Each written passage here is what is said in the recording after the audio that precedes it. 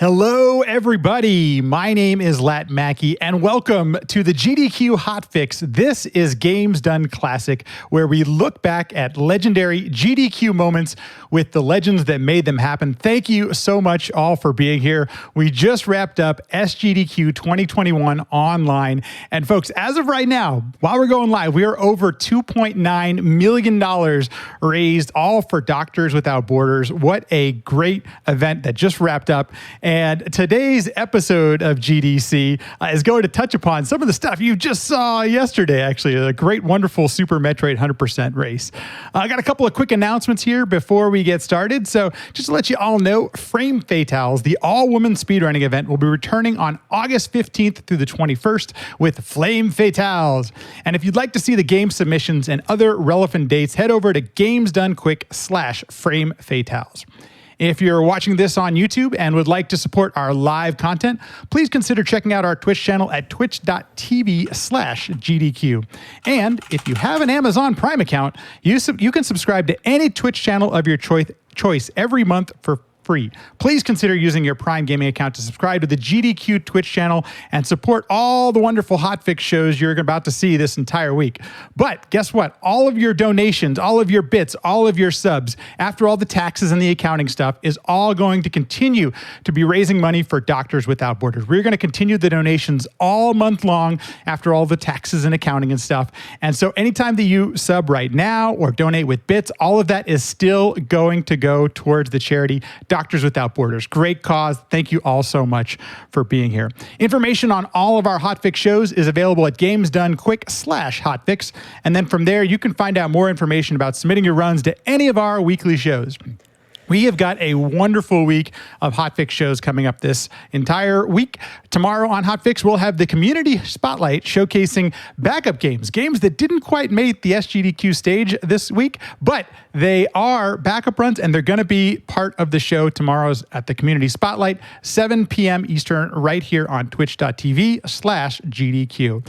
Okay, with all of the announcements out of the ways, folks, welcome to Games Done Classic. As I mentioned, this is the show where we look back at legendary moments on the GDQ stage, the speedrunning history, all that kind of good stuff happens right here. This is kind of like a podcast where we have conversations with people who made these moments happen. And today we are going to be looking back at Save or Kill the Animals, Super Metroid. And as of right now, Shiny Zenny is here, and also Kip. Shiny Zenny, thank you so much for being here. Excited to have you on the show. Thanks for being here. Appreciate it. And Kip, welcome, guys. Yeah, thanks for the opportunity. Super happy to be here, for sure. Thanks, Lat. Yeah, really happy to be here to chat with you. Have some really awesome stats and just actually kind of like mind-blowing stats that I wanted to go over with before we got this conversation started. And as of to date, including Summer Games Done Quick 2021, Save or Kill the Animals has raised $3.4 million in charitable stuff. I mean, it's just kind of mind-blowing to think of that donation incentive and how much it's raised over the years. And thanks to people like you who make these runs possible. Super Metroid is one of the most run games like on GDQ, on the speedrun.com's leaderboard. Over 9,500 submissions, 9,500 different runs of Super Metroid. And just in the any percent category alone, there's more than 1,100 runners just in the any percent category. I mean, that's just like, it's kind of mind-blowing. And I guess really where I wanted to start this conversation was, Zenny, I'll start with you. When was kind of like your first experience with Super Metroid, and what kind of got you into the game? Oh, that was a long time ago. So if we're talking about Super Metroid just as a game, I was a child. We went to the local rental store. We rented the cartridge, brought it home, started playing it, and I honestly, I don't have the most vivid of memories, but I do remember just thinking that it was so cool and so, I didn't know this word when I was a kid, but atmospheric, you know? As far as the speed run for Super Metroid goes, that was back in the early days of Speed Demos Archive. Basically, I think I saw that Super Mario Bros. 3 tool-assisted run that kind of made its way through the internet back when it came out, and that led me back to SDA. and I saw that there were these 100% runs of Super Metroid and Metroid Prime that were done in like an hour-ish, and I was like, that's impossible. And so I looked at the videos, and they just blew my mind.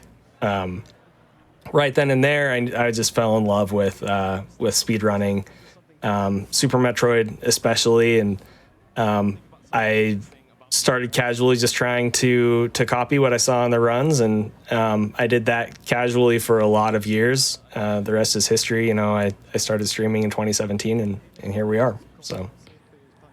Kip, I'm curious about you too, because, one of the reasons that made me think of you to join our conversation today is that your commentary over the last few years on the hotfix, but for other runs, since actually a lot of COVID stuff happened, we've been online, has been just like your knowledge and understanding of the game is just on this like whole nother level, and you moderate on the Discord and everything. So like, what's your kind of experience? When did you get into Super Metroid? Well, thank you, Lat. I'll start with the history of how I got into Super Metroid, the game, to begin with. I'm the youngest out of 4. I have 2 older brothers, and one of my favorite things growing up was watching them play video games. And they actually bought the original Metroid on NES when I was like, I don't know, maybe 6 or 7. And so for anyone who's played Nestroid, great game for its time, but obviously a really tough NES game. And I can tell you that I tried so hard to emulate everything I saw my older brothers doing.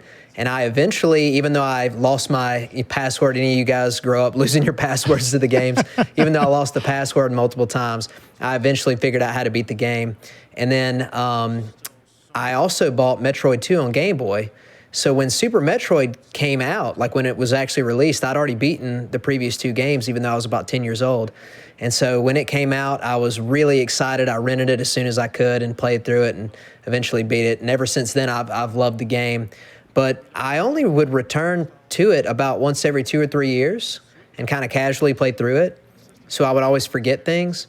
And I didn't actually find out about Super Metroid speedrunning, or really the speedrunning overall scene at all, really, until ironically, this SGDQ 2016, which is where I think this race is from, if I recall correctly. And that is correct. Yeah, this is the first time I ever saw anyone speedrun Super Metroid.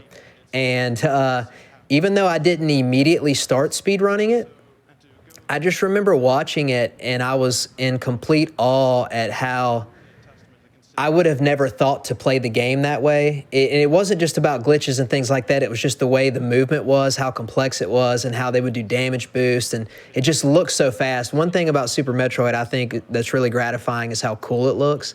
And I was hooked. So as soon as I saw it, I started seeking out more content. And after a few more months, I kind of got into it myself.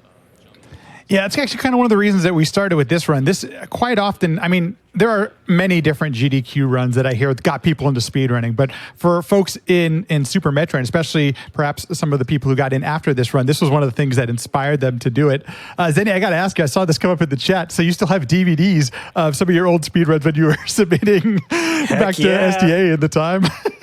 Yeah, samus.co.uk, if anybody remembers that website.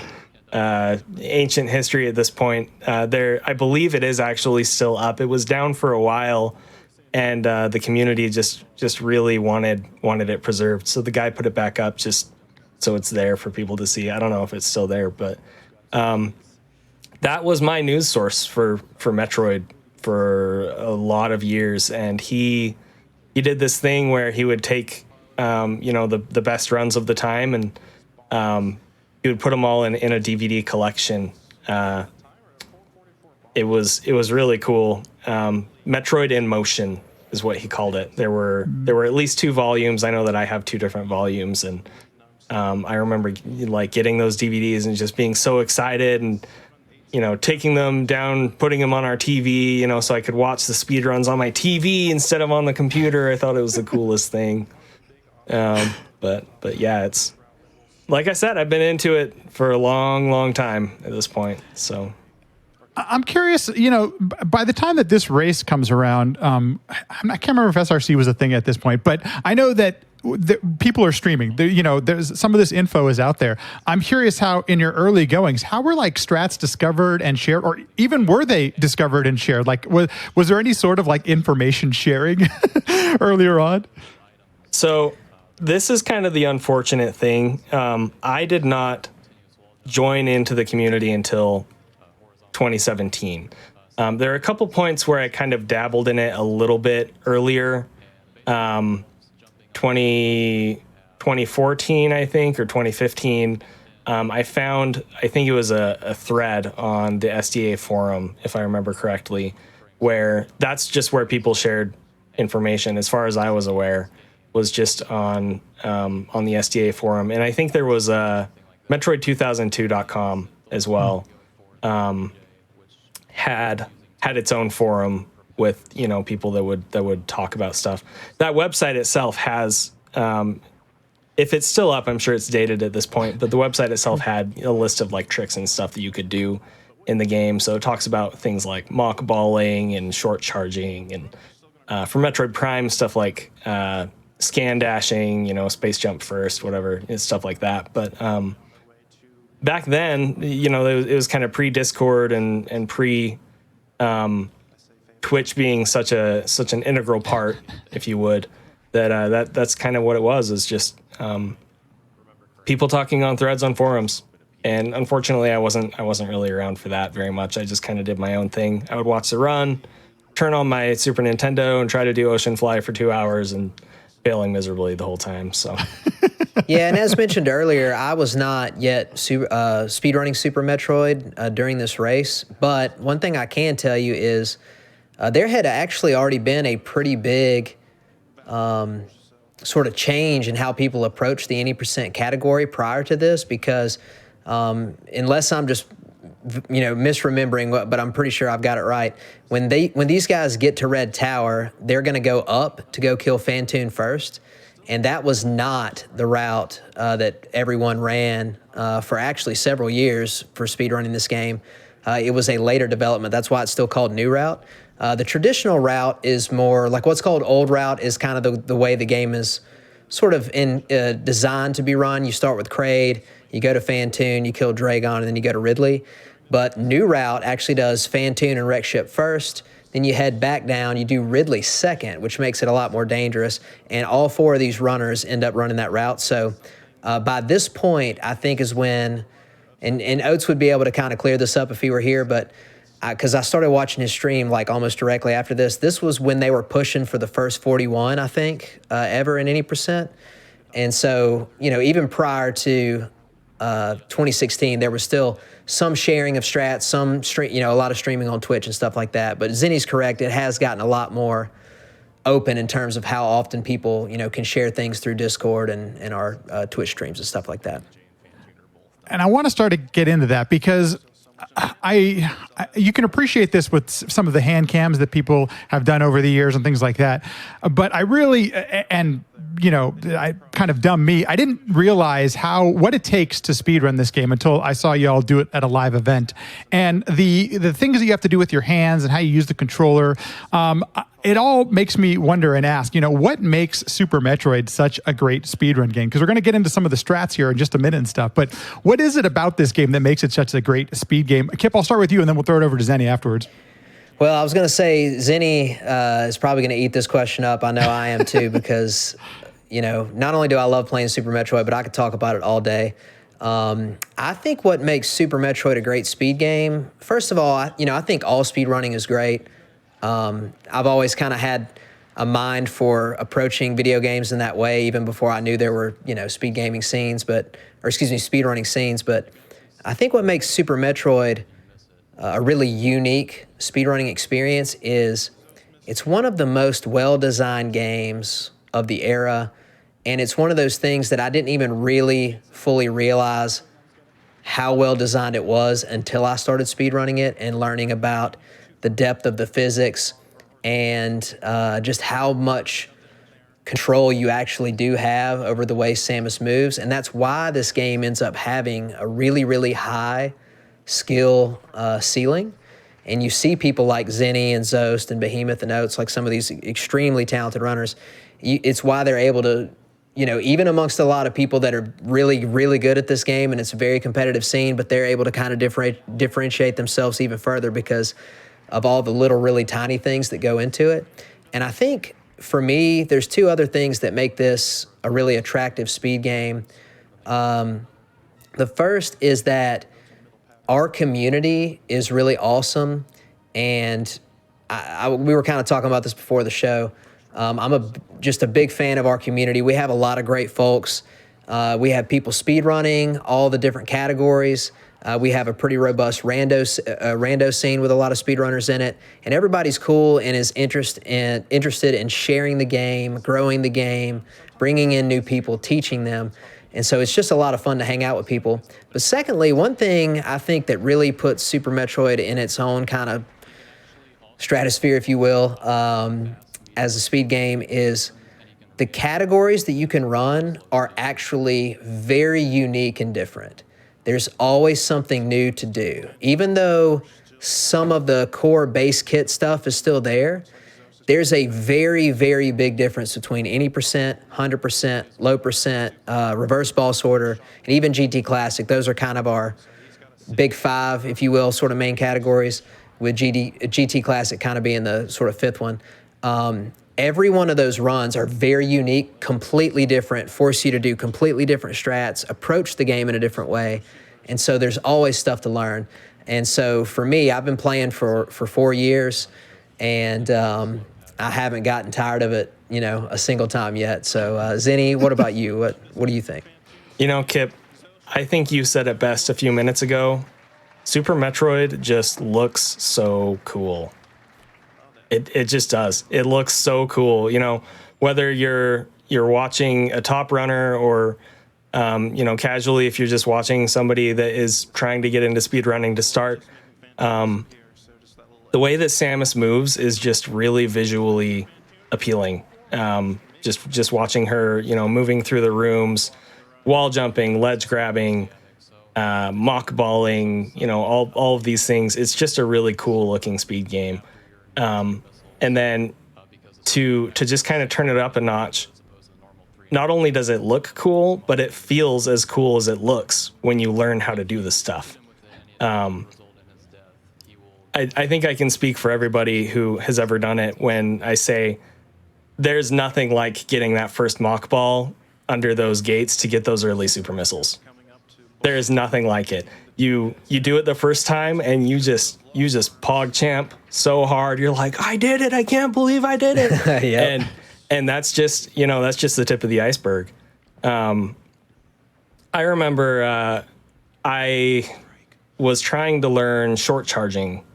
And Kip is actually probably the only person who can relate with me on this. I learned how to short charge on the Wii U. Yeah. And the Wii U has really, really awful input lag. And so, I'm watching all of these tutorials on like how to short charge. You press dash when Samus is on this frame, and I'm doing it and it's not working. And I'm like, why isn't this working? And then, on some random thread somewhere, somebody talked about how the Wii U has just absolutely atrocious input lag. And I was like, it can't be that much of a difference. And I actually had my console on a CRT just in another room just because I'm like that. And so I, went over, I turned it on my childhood console on my CRT, and I picked it up and I tried it, and like immediately I was like, oh yeah, this is way, way different. This is way better. And I learned how to short charge. I learned how to do the spike suit. And this was all before I even started streaming. I just casually learned how to do a bunch of these tricks, and it was just so satisfying. And it hooked me really before I even ever timed any of my runs. I was in love with the strats and stuff as a speed game. So I know I kind of went on a tangent there, but I also just want to echo what Kip said about just how vastly different all of the categories are. There's always something new to do. Just because you've done any percent doesn't mean that you understand how 100% movement is going to work. It's not just a matter of collecting a few extra items to make sure that you get that 100% item completion rating at the end of the game. Like it literally changes everything about the way that you control Samus. Screw attack, spring ball, some of these items that you just don't pick up in any percent really change the way that that you approach different rooms and different fights. And, you know, then if you go a little bit deeper, stuff like low percent, it's not just a matter of, you know, intentionally not picking up items, but it's also a literal just battle for survival in some really difficult sections of the game. GT Classic has an Easter egg that gives you all the items, and the way that that's so different is that the fastest way to do it is to get there with minimal items, and then suddenly, you know, you do the GT code, which gives you basically everything in the game, and all of a sudden you have everything. You know, so it's just they're all very different experiences, and there's always something new to do. So I would say that kind of sums up what makes it such a great speed game, in my opinion, is it looks cool, it feels cool, and there's always something new to do. Yeah, and if I may jump in just real quick to put a period on what Zenny just said, stylistically, the game feels and plays like very, very differently. Like how you approach the categories, like there's a really big difference between any percent and low percent. Like you have to play very, very differently. The boss fights are completely different. And so it's just really fun to feel that difference all the time. And I'd like to also reference back to something I said earlier. The game does have a very high skill ceiling, but I think one of the best things about it that make it a really compelling speed game is it actually is very approachable. A lot of times people will look at what some of the best runners are doing and think, oh my God, like, you know, I'd have to play for years to play like that. And while that may be true, it's actually not that hard to get into. The game can literally be completed without even doing a single wall jump. And everybody on the Discord is always supporting each other. We love when new people come in. It doesn't matter if you're, you know, shooting for a 44 any percent, or like just trying to get a sub hour or even hour and a half. It's actually very easy to get into as a speed game. It's not difficult to complete the game once you learn how to do it. And so it's a nice casual sort of stair step up to get your skill level up. And I don't know if y'all heard my dog. I warned them before the show. My dog's name is Sam. It's after Samus. She's a casual. Young. She just barks, so I apologize in advance if she interrupts the show. No need to apologize. Tell Sam hi from the Twitch chat. That actually is a great segue because forgive me, but my first casual playthrough of this game was actually just a couple of years ago. And one of the things that struck me right away is how well this game holds up. Like, it still feels very modern, to say the least. I mean, with all of the places you have to venture to and the atmosphere that the game creates, as both of you mentioned. And I'm curious, you know, Zenny, you mentioned you've been playing this game for probably since you've been a kid now. What is it about the speedrunning aspect of it? Because to run it at the level you do, I notice most of the people who have to grind hours, you know, during the... I mean, this takes a lot of work to play at this level. So what's the thing that keeps you doing this? Because it can't be easy to run the game at this level. I've always really loved challenging myself. You know, before I started streaming and really pursuing Super Metroid speedrunning, I would do Dark Souls playthroughs, you know, challenge playthroughs in those, and grinding all of the achievements on particularly difficult games. You know, Ninja Gaiden 1 and 2 on Xbox and PS3. Some of the requirements for those achievements were just, like, at the time, they just felt brutal.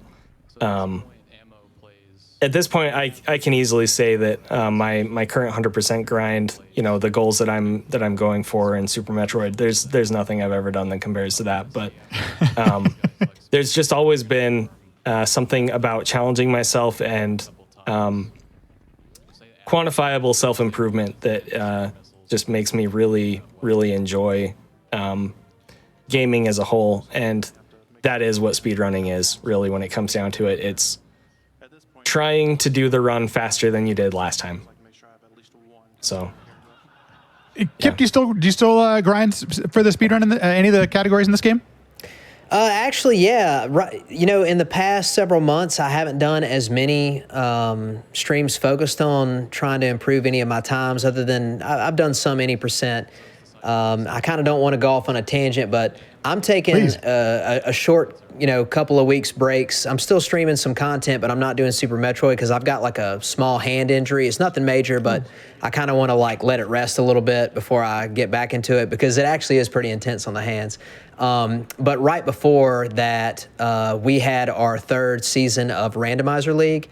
And my team actually ended up winning the championship. And so we went deep into the playoffs. I had to play a bunch of matches, and I was practicing rando all the time. So I wasn't doing as much of the speed running. But, I'm not, I'll just be frank, and I don't say this with trying to be humble. I just like to keep things, very, 100% here. I'm not one of the absolute tip-top elite runners like Zos or Zenny or Oates or somebody like that. But I've got pretty competitive times in a lot of the categories. I'm kind of a jack of all trades kind of guy. I think I'm currently like 12th in any percent. I've got the third fastest low percent time, and I think the fourth fastest RBO time. So I've done all the categories some, but and I actually feel like this is one of the cool things about our game.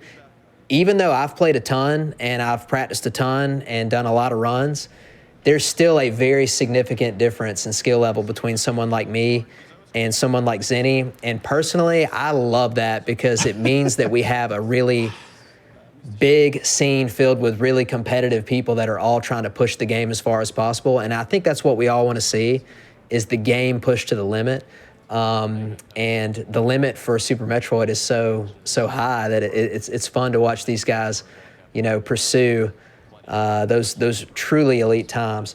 So, for example, Zenny got the very first sub-hour RBO. Honestly, I thought that was impossible. I never thought we would see that when I first started playing this game. Zos recently, I think within the last year, got a 40 in any percent. At this time of this race in SGDQ, they were trying to really hard to get a 41, and it was almost impossible. And now they've cut a full minute off that. Like, it's just insane how much effort and time and precision has gone into this game over the last several years. So, yes, I do still run, but right now I'm on a, small hiatus. Zenny, I got a question for you because, at the time of the run we're watching right now, 2016, even then, randomizer was I don't know if the Super Metroid randomizer was even out at this point, but I know randomizers were just starting to become a thing. There's these fan-made games. The community itself, I mean, now we have this Z3, Super Metroid crossover randomizer. That it's just kind of wild, the amount of things that you can do with Super Metroid. Did you ever think or see that we would see this kind of things happen to this game that we have? Oh, absolutely not. It's been really it's been a joy, honestly, to see how much it's grown since I came into the community, which was 2017. I feel like GDQ really put a spotlight on Super Metroid speedrunning in a lot of ways. The years before I was integrated in the community, but honestly, the ways that it's grown since then have just been astounding to me. Things like organizations sponsoring tournaments that we're having, or just the general growth of the community, seeing new faces all the time and still all the time. It's not like there's just an influx after a Games Done Quick event. Like, there is always somebody new coming in, asking questions, hey, how do I do this? How does this work? Why is Samus losing momentum here? And just like Kip mentioned earlier, our community is just really welcoming, and we just really love helping people get started. And I think that's part of why it's still growing so much. I know that, when I was learning how to mock ball and stuff back in ancient history, there weren't very many resources for it. The key for me when I was learning how to mock ball was that I needed to be holding jump, because if you're not holding jump, it won't work. But I had to figure that out just through trial and error, because there was no YouTube guide. This is how to mock ball. Like, that just didn't exist back then. But yeah, it's as far as like where the game has ended up compared to where it was in 2016 and where it was years before that, I don't think I ever could have anticipated just how much it's grown, and it's been a real pleasure. And just on cue, my puppies decided to join in on the barking and letting everyone know that they're out there. So sorry about that. That actually, so I'm curious about then, let's talk a little bit about Any Percent, because that's the run we're watching right now. And are things still being discovered? Because Kip, you mentioned that this run had a new route that, that didn't happen the years before at GDQs. How are things still being discovered? Like, why does the game continue to evolve like this? Well, yes. Let me put it to you this way. Super Metroid, I kind of want to preface this a little bit by saying that this was one of the reasons why I was attracted to Super Metroid, but, everybody has a different sort of taste in their speed game, but our Any Percent actually stands for Any Percent No Major Glitches, which is a little bit of a different vernacular, I think, than most other speed games, because we have a category called Any Percent Glitched. A lot of other speed games out there, that's like the main one. But in ours, Any Percent Glitched versus Any Percent No Major Glitches is so drastically different in terms of what you actually do to beat the game, how you play. And Zenny can actually talk about this, because aren't you the world record holder in glitched, Zenny? Yes, I am, actually. So it's very, very different. But let me just put it to you this way. I kind of prefer that, like, no major glitches style for a lot of my speed games, but it just happens to be that in this game, it works almost perfectly in terms of the style of play. So, you're not going out of bounds, you're not like off screen or anything, you're on screen kind of, for the most part, generally playing the game as it was intended, with just a few kind of small things added in here or there. So are things being discovered? We haven't had anything huge, game-changing, groundbreaking in terms of shaving off like a giant section of the game or something like that in Any Percent in a long time. But new strats are constantly being developed. Like even right now, this is a bit of a sidebar, but a fun thing for me is like, I'm looking at this race. This was the race that got me into speedrunning Super Metroid, and I'm just casually kind of watching it right now. And even my brain, after training Any Percent so long, is I'm like, oh, that's an old strat. Oh, that's an old strat. Oh, you messed up right here, right? So everything continues to change. But the cool thing about Super Metroid to me is it depends on what you're going for. And Zenny, you can talk about this a lot more than me, but if you're going for like world record in some of these categories, you actually don't have as many choices of like, there are going to be some strats that you just kind of have to push yourself to go for if you want to try to keep up with some of the other elite guys. But if you're trying to push for even like a top 5 time in some of these categories or something, which is still very competitive, there's actually a lot of diversity in strat selection. And one of the things that I do, this is kind of, again, a sidebar, one of the things I do personally is I try to find the hardest strats and then modify them to be easier but only slightly slower. So like I'm constantly looking at some of the best guys and thinking like, okay, I might not be able to do that as consistently as them, but what can I do to change it to get the most value for me personally? And so, yes, things are always changing. People are always finding new strats, whether they're new strats for the absolute tip-top world level play or, any kind of range below that. Yeah, Zenny, I'm from your perspective, when you continue to grind as you've done this, are there things that you discover about the game, or is this something where you've observed the community, try some of these things out on your own? I'm curious your approach at the level that you're at. Yeah, like Kip was saying, there are always new strats being found and developed, especially in 100%. There's just there are so many rooms, and if you save a frame in every room, you're saving a handful of seconds through the whole run. So even as recently as a couple weeks ago, I was doing kind of a deep dive in the different rooms in the route, and I was doing one room in particular. It's called the Firefly room in Lower Norfair.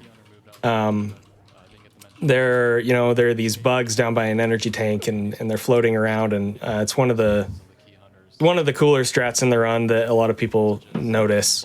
So you can freeze one of the bugs and then do a damage boost off another bug to land on the frozen bug, and then you jump back up, and it just looks really cool. I was in that room and I was practicing that strat, and then somebody in my chat, and I apologize, I don't remember who it was, and I feel really bad about that because it's a really cool strat. They're like, hey, could you do another damage boost up on top to save more time? And I was like, yeah, maybe. And so I tried it out, and it was like really hard, and I was like, I don't know if this is viable, but it saved like 30 frames or something, which is a big deal at this point. Right, that's a lot, yeah. So I kept playing with it a little bit, and I was like, oh, it's not as hard as I thought, So now like I main that strat. Just in the last few weeks, there's something new and different that I'm doing that hasn't been done before for years and years and years of people running the category. Like I said, the original variation of the strat where you freeze the one and you damage boost and then you jump back up, that's been known for years and years. But the second damage boost, like nobody ever did it before, and somebody just randomly was like, hey, will this work? And sure enough, it does, and it's faster. Like that stuff is always happening all the time in every category, and maybe not literally every room, but it feels like every room in every category is always getting optimized somehow. So just hearing you say that leads me to believe like it's no wonder that this game continues to see times drop, because if you're working at that level with this many people, with a community of over thousands of people, that makes sense that the game continues to be driven down and down and down the way we've seen the times do it. Yeah, one thing I wanted to, before we get into break and things like that, I'm curious about tasking as well, because when you have a community this size, there's obviously people on the task side of things as well, doing the tool-assisted speedruns. And I'm wondering if there's any communication or is information sharing at all? Have there ever been things that were like task only and then ended up in the actual RTA speedrun? You just had to bring that up, didn't you? Kip is probably over here just shaking his head like, yes. And, lots of people point fingers at me for that exact thing. They're like, this was a task-only thing, but then Zenny just had to go and make it viable. So, yeah, that certainly has happened. I know we're going to be talking a little bit about my RBO run yes, on a later segment, but right at the beginning of that run, there's an energy tank in the ceiling that you can get. It's a triple frame perfect trick with a coin flip, and nobody ever considered putting it in any runs until I was like, I'm going to figure this trick out, and I figured it out, and then I just started going for it in runs that were dead, mostly as a joke. And then I started getting it in those runs, and I was like, oh, what have I done? And like people got all mad at me. They're like, how dare you go and make this a strat in this run? Now nobody wants to do this route because you put this energy tank in it that saves 40 seconds. And anyway, yes, things that were previously thought to be task only and then turn out to be RTA viable are definitely a thing in this game.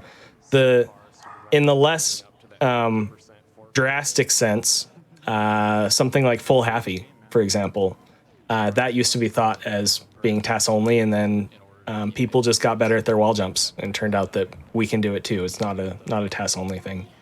Yeah, and Zinni's kind of referring to, there have definitely been some examples of things that showed up in tasks first that we were, able to figure out a way to make them RTA viable. But I will say that if you watch even technically a no major glitches task of Super Metroid, and in fact, I think this is partially why you see how well designed the game is. There are a lot of things that are literally going to be human impossible. There's a ton of reasons for this. Some of it is the ability to get short charges. Like a task can get a short charge in like the smallest, tiniest amount of space, whereas a human, wouldn't be able to do it in quite that space. But also you have things like, ledge grabbing and stuff like that. When you get it down to actually frame perfect on literally every movement, since the physics are so complex, you're just going to see faster times from the task. And I've also seen the tasks do some really weird things where they're technically not out of bounds, but they're clipping through things that humans, can't really do. So there have been some examples of task strats coming in, but really I think not only do you see people tasks in the game, but I love theory tasks that people put together. Zinni's pretty famous for doing this, where they will do only, they'll spend a lot of time making a theory task out of like, what can I literally do if I do this room over and over and over and just go as hyper hard as I can go for it, and then I try it 100 times and take the best one and then chain all those together, you'd be pretty shocked at how much faster those are versus the actual current world records. So it's like, in theory, a lot of these runs can come down, and I'm sure they will continue to, but it's like, at what point are you likely to be able to get that level of aggression and precision? You know what I'm saying? So that, I think, really, that's one of the things about Super Metroid that make it so fantastic, is just how much depth there is to what you can do. It's pretty amazing, and I think that's one of the reasons why it's also just so much fun to watch it's Super Metroid at this point has been in nearly every single GDQ that's existed, and Save or Kill the Animals has been just kind of a staple of, perhaps one of the longest running staples of the marathon. I've been trying to get to the bottom of this, and I don't know if you guys know, actually. I'm curious what exactly, at this point, everyone knows what Save or Kill the Animals is, but when did that become, like, I know when it became a thing for GDQ, but when did that become a thing in the speedrun itself? Has that always been a part of it? Does anybody know? That's a good question. I know that way back in the early days, kind of when Hodorubi came onto the scene, his run was so much better than the runs that came before it that he was able to beat the previous record while also saving the animals, which had not been done in the previous record.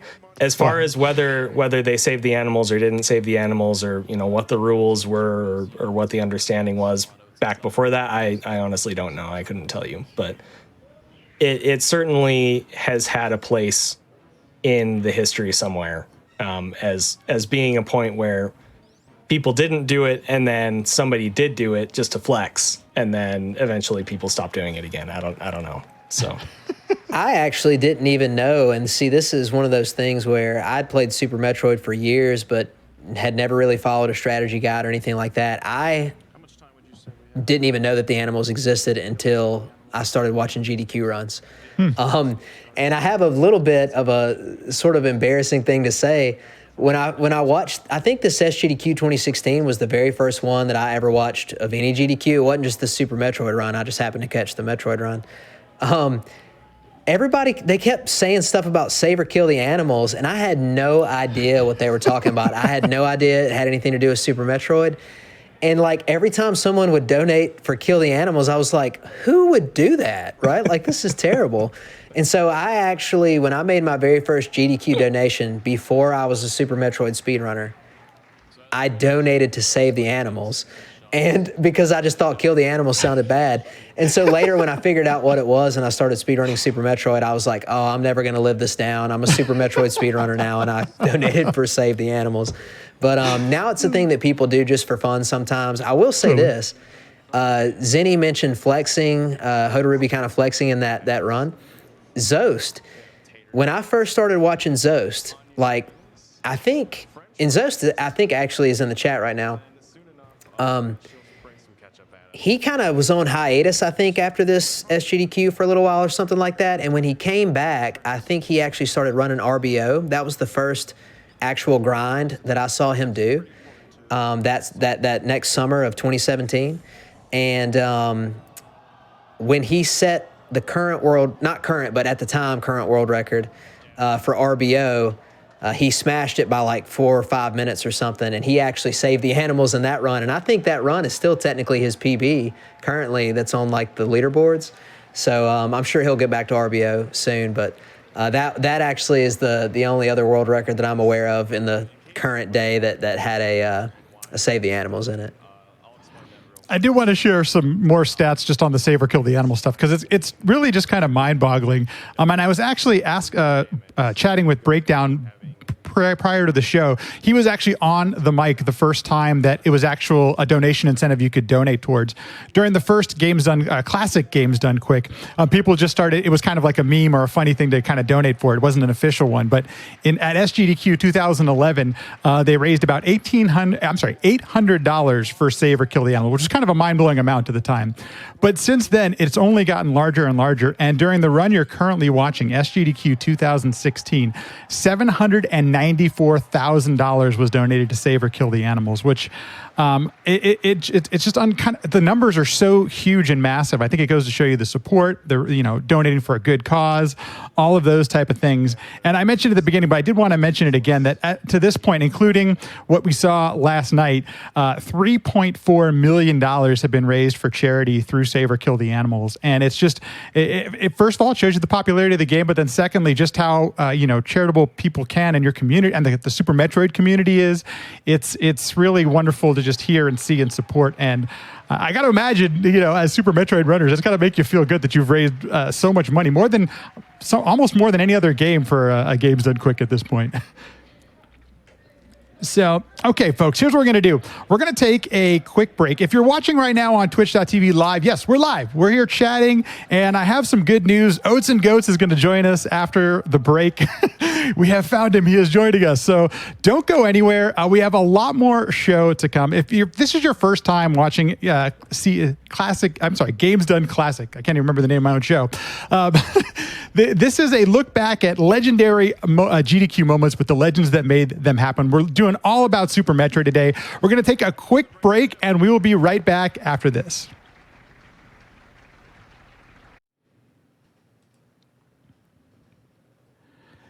Hello, everybody, and welcome back to Games Done Classic, where we look back at legendary GDQ moments with the legends that made them happen. My name's Lat Mackey, and today's episode is all about Super Metroid, Save or Kill the Animals. Quite a panel with you here, folks, looking back on some very memorable moments from the GDQ stage, but also just chatting Super Metroid.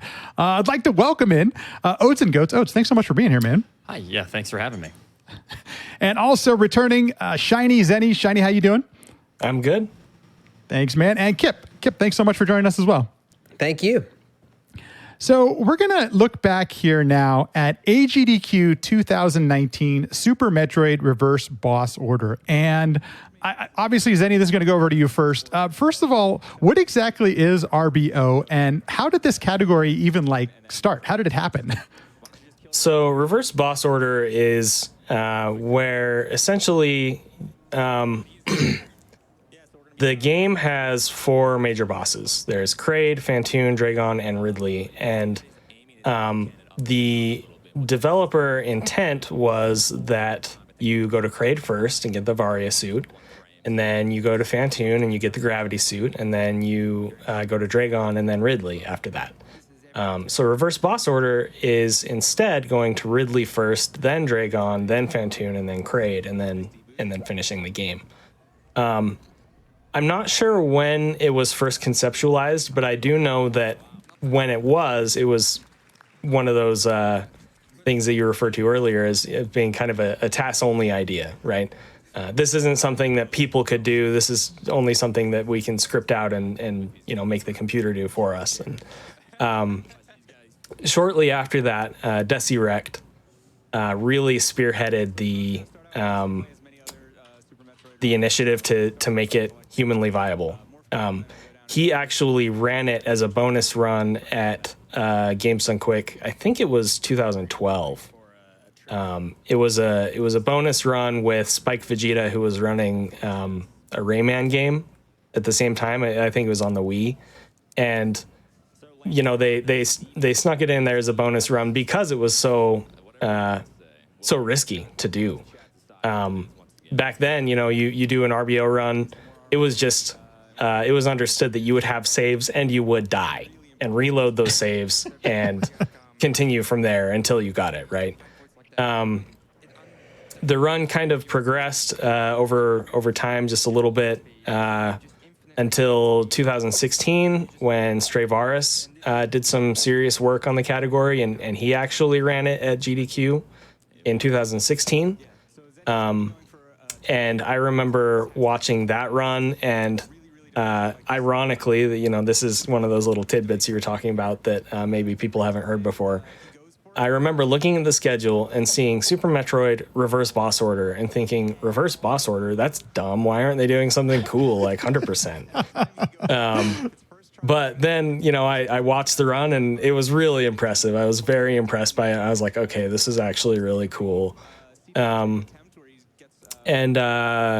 shortly after that, Zost picked it up and destroyed the record himself, like he does, because he's Zost and he just always destroys all of the records in every category. Thanks, Zost. Yeah, exactly. And shortly after that, I started streaming on Twitch, and one of my friends kind of pitched the idea of me running RBO mostly as a joke. So I picked it up. I realized it's right up my alley. Like I mentioned earlier, I love challenging myself. And I took it all the way. You know, at first I was like, I just want to get like a second or third place time. And then I was like, wait, I could actually get world record in this. And then I was like, I could get a sub hour in this. And then people wanted me to run it at GDQ. So I submitted it and it got accepted and I almost threw up.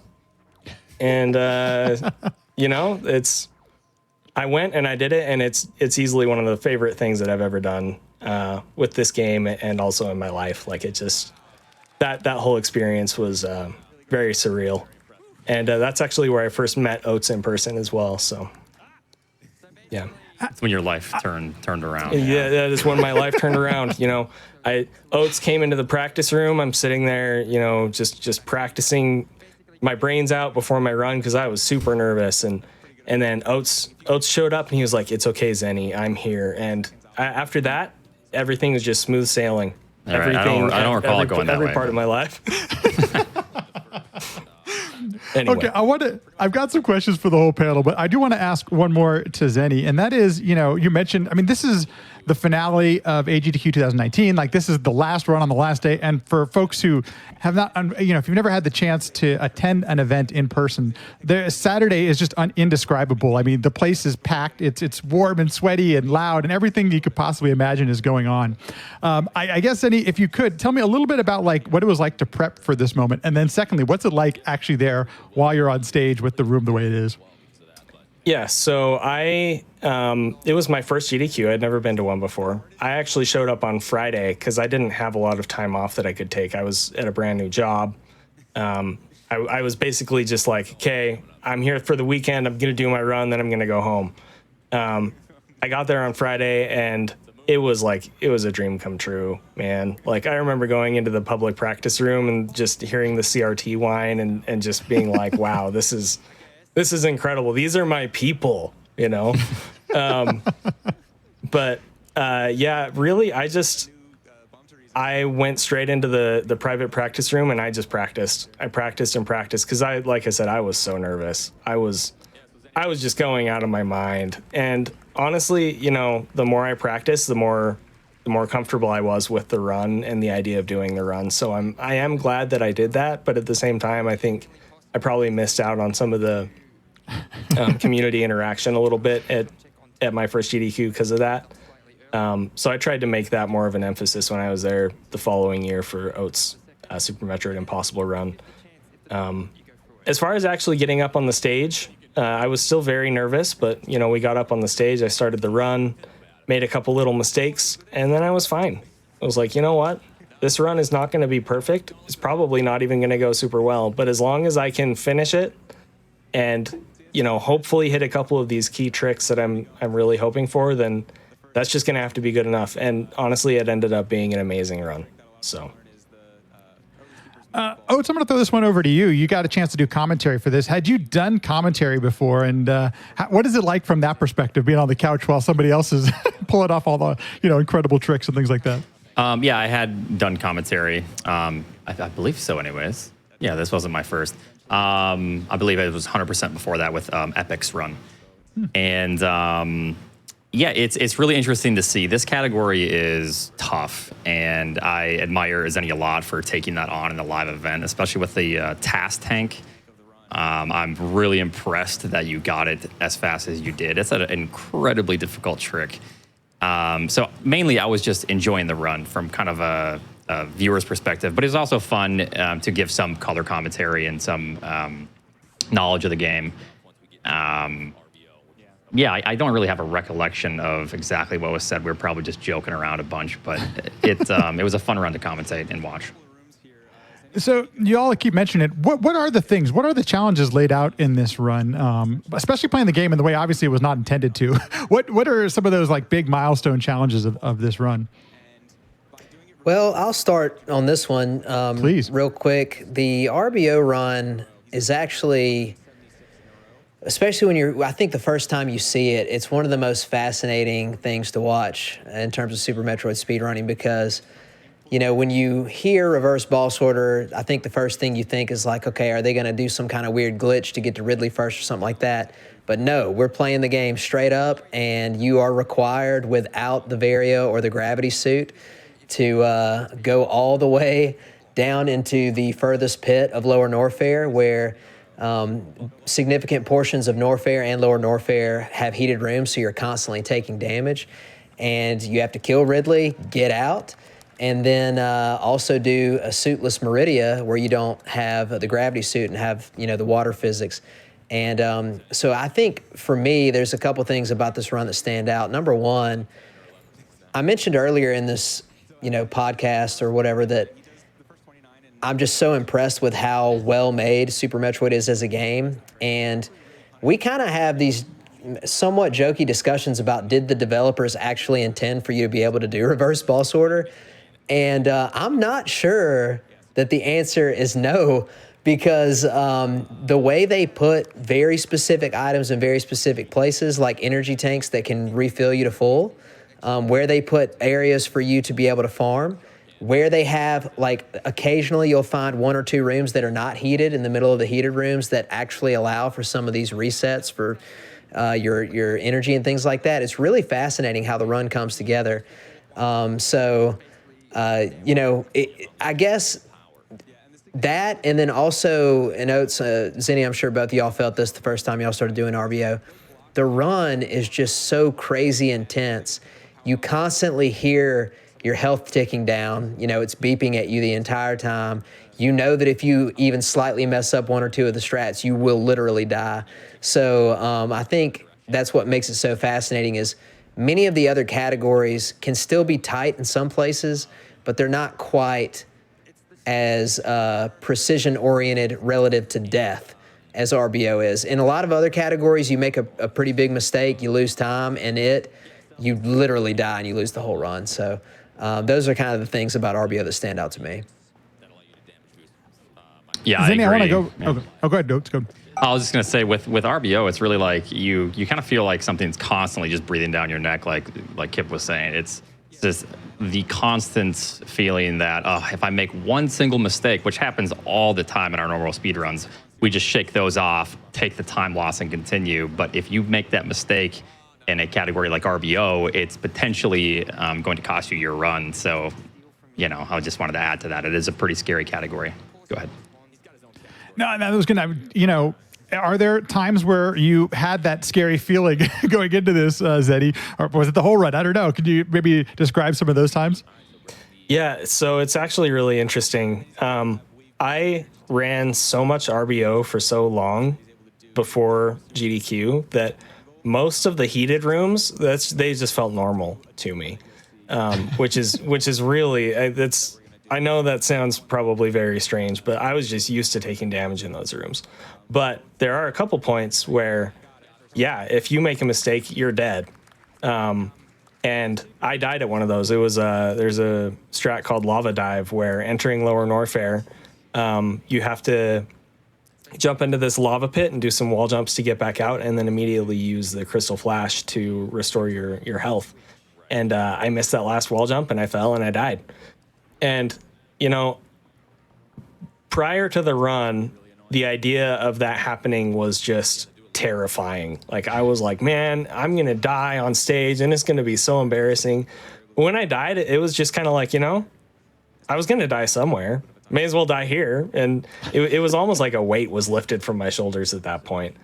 The other, really, really noteworthy place where people are most likely going to die is at Ridley. And, spoiler alert, I actually didn't. I didn't die at Ridley in this run, which was phenomenal. I was very, very happy that the Ridley fight went the way that it did.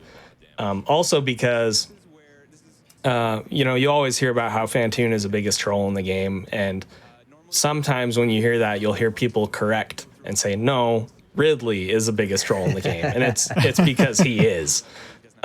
Ridley actually gave me just a little grace on this run where normally when he's doing his pogo pattern, he'll go forward, but every once in a while he'll just randomly go backward.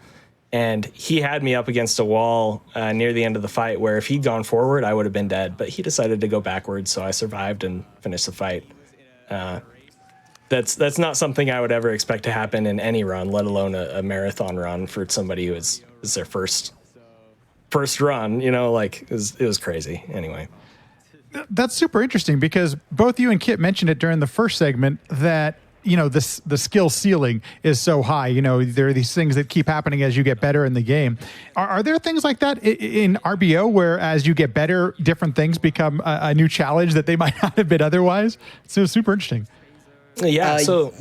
Actually, can I hit this first real quick, Zenny? Because I kind of want to pay you a compliment. It's actually, in my opinion, a combination of two things, and I'll let Zenny tell you more about the specifics of it. But it's not only that the skill ceiling is high, and so certain things become available, but another thing in this game is like, what are you willing to grind through? And I'm sure Oates and Zenny will both tell you that when you're in the midst of a grind of one of these categories, it can wear on you. And sometimes when you have a category like RBO that has a few very distinct kind of crazy tricks, like getting the Shine Spark stored up for the Batuin hallways, Zenny can tell you more about that. Like just the fact that you are even putting that in your run and saying, I'm going to go for this really crazy trick right here, and if I miss it, I die, or if I miss it, I lose all this time, and being willing to try for it hundreds and hundreds of times, even though you get killed by Ridley over and over again. It takes a really special person to push some of these categories to their limit. And so I kind of want to pay Zenny a compliment because one of the things that I think he's shown, and Oates too, over the years is their ability to persevere.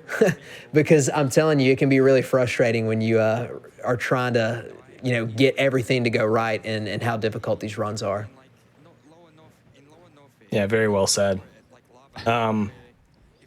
Suitless Meridia is not a place where you would be able to continue saving frames by practicing the movement.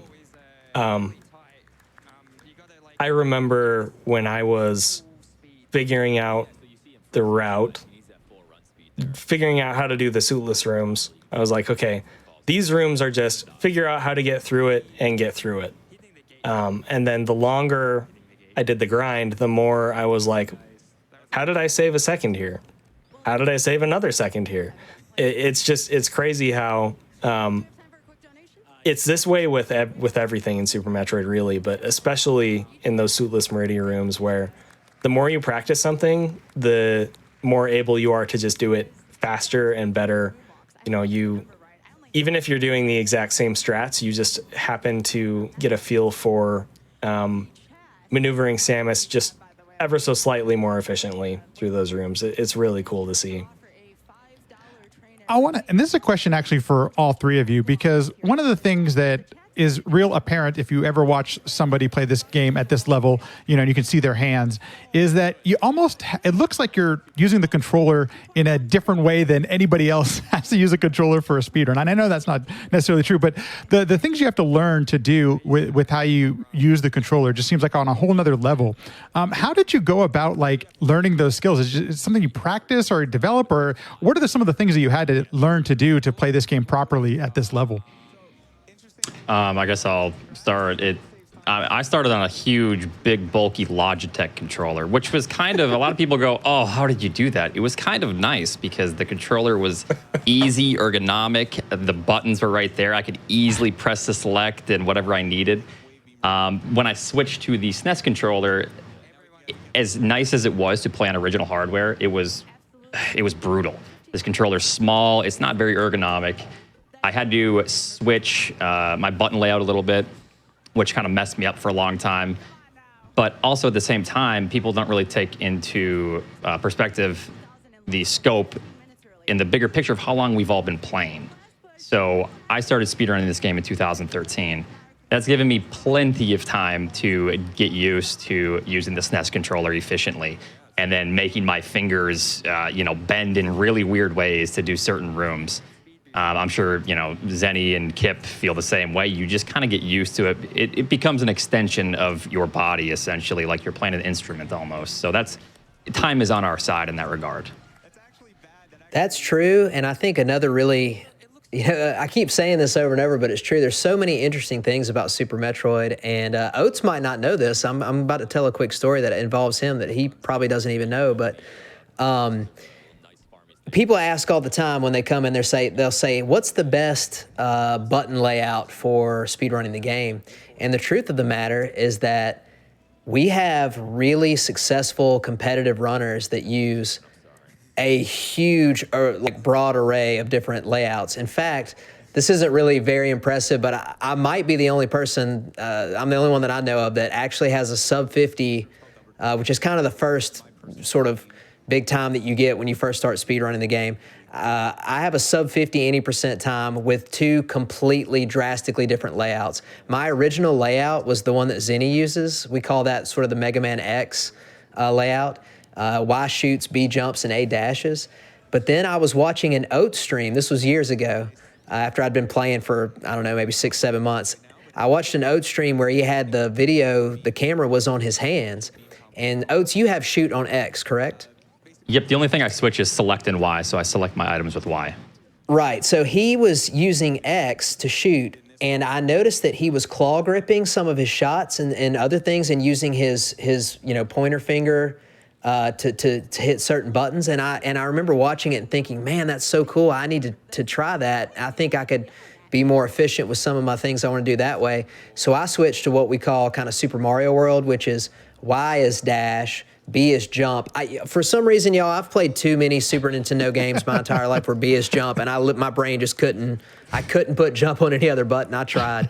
So I put X back on shoot, and B was still jump, and Y was dash. And after that, I've been playing that way ever since. And so I started doing a lot of claw gripping where I would use claw grips for X and A.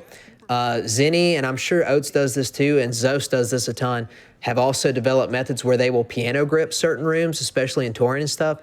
I'm not talented enough to do that, but there's literally like multiple grips you can do in each room, and I don't think you see that in every single game out there. So that's another cool thing about the game.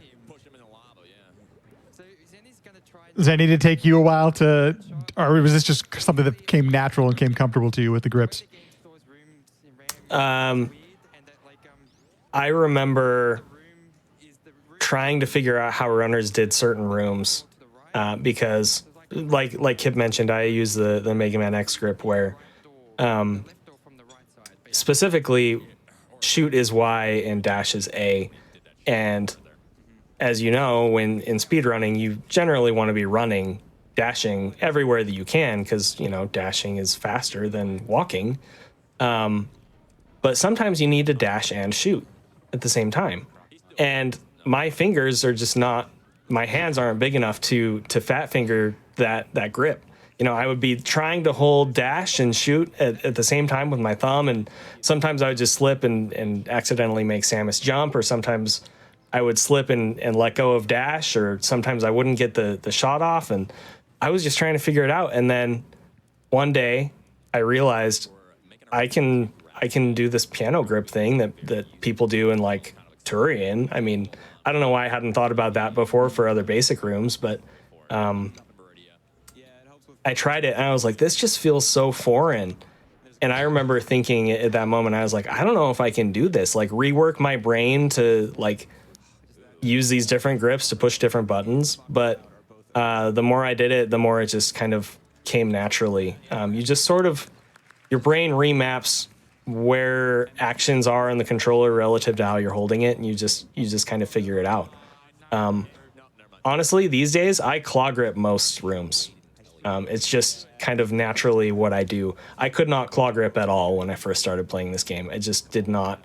It hurt my fingers with, Oates mentioned the lack of ergonomics on the Super NES controller. It's a very flat, small controller.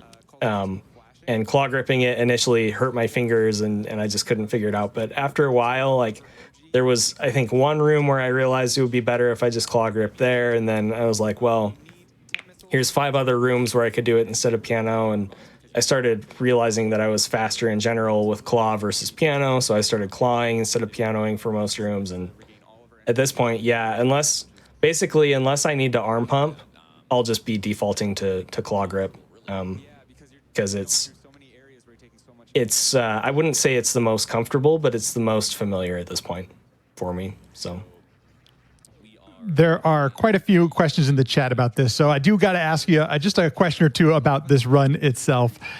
First of all, has anything? You're the current world record holder. This is one of the records Zost actually doesn't have, and so I'm curious if anything has changed since this run in routing or the strats. Like, what has driven the time down from where this run ended up being?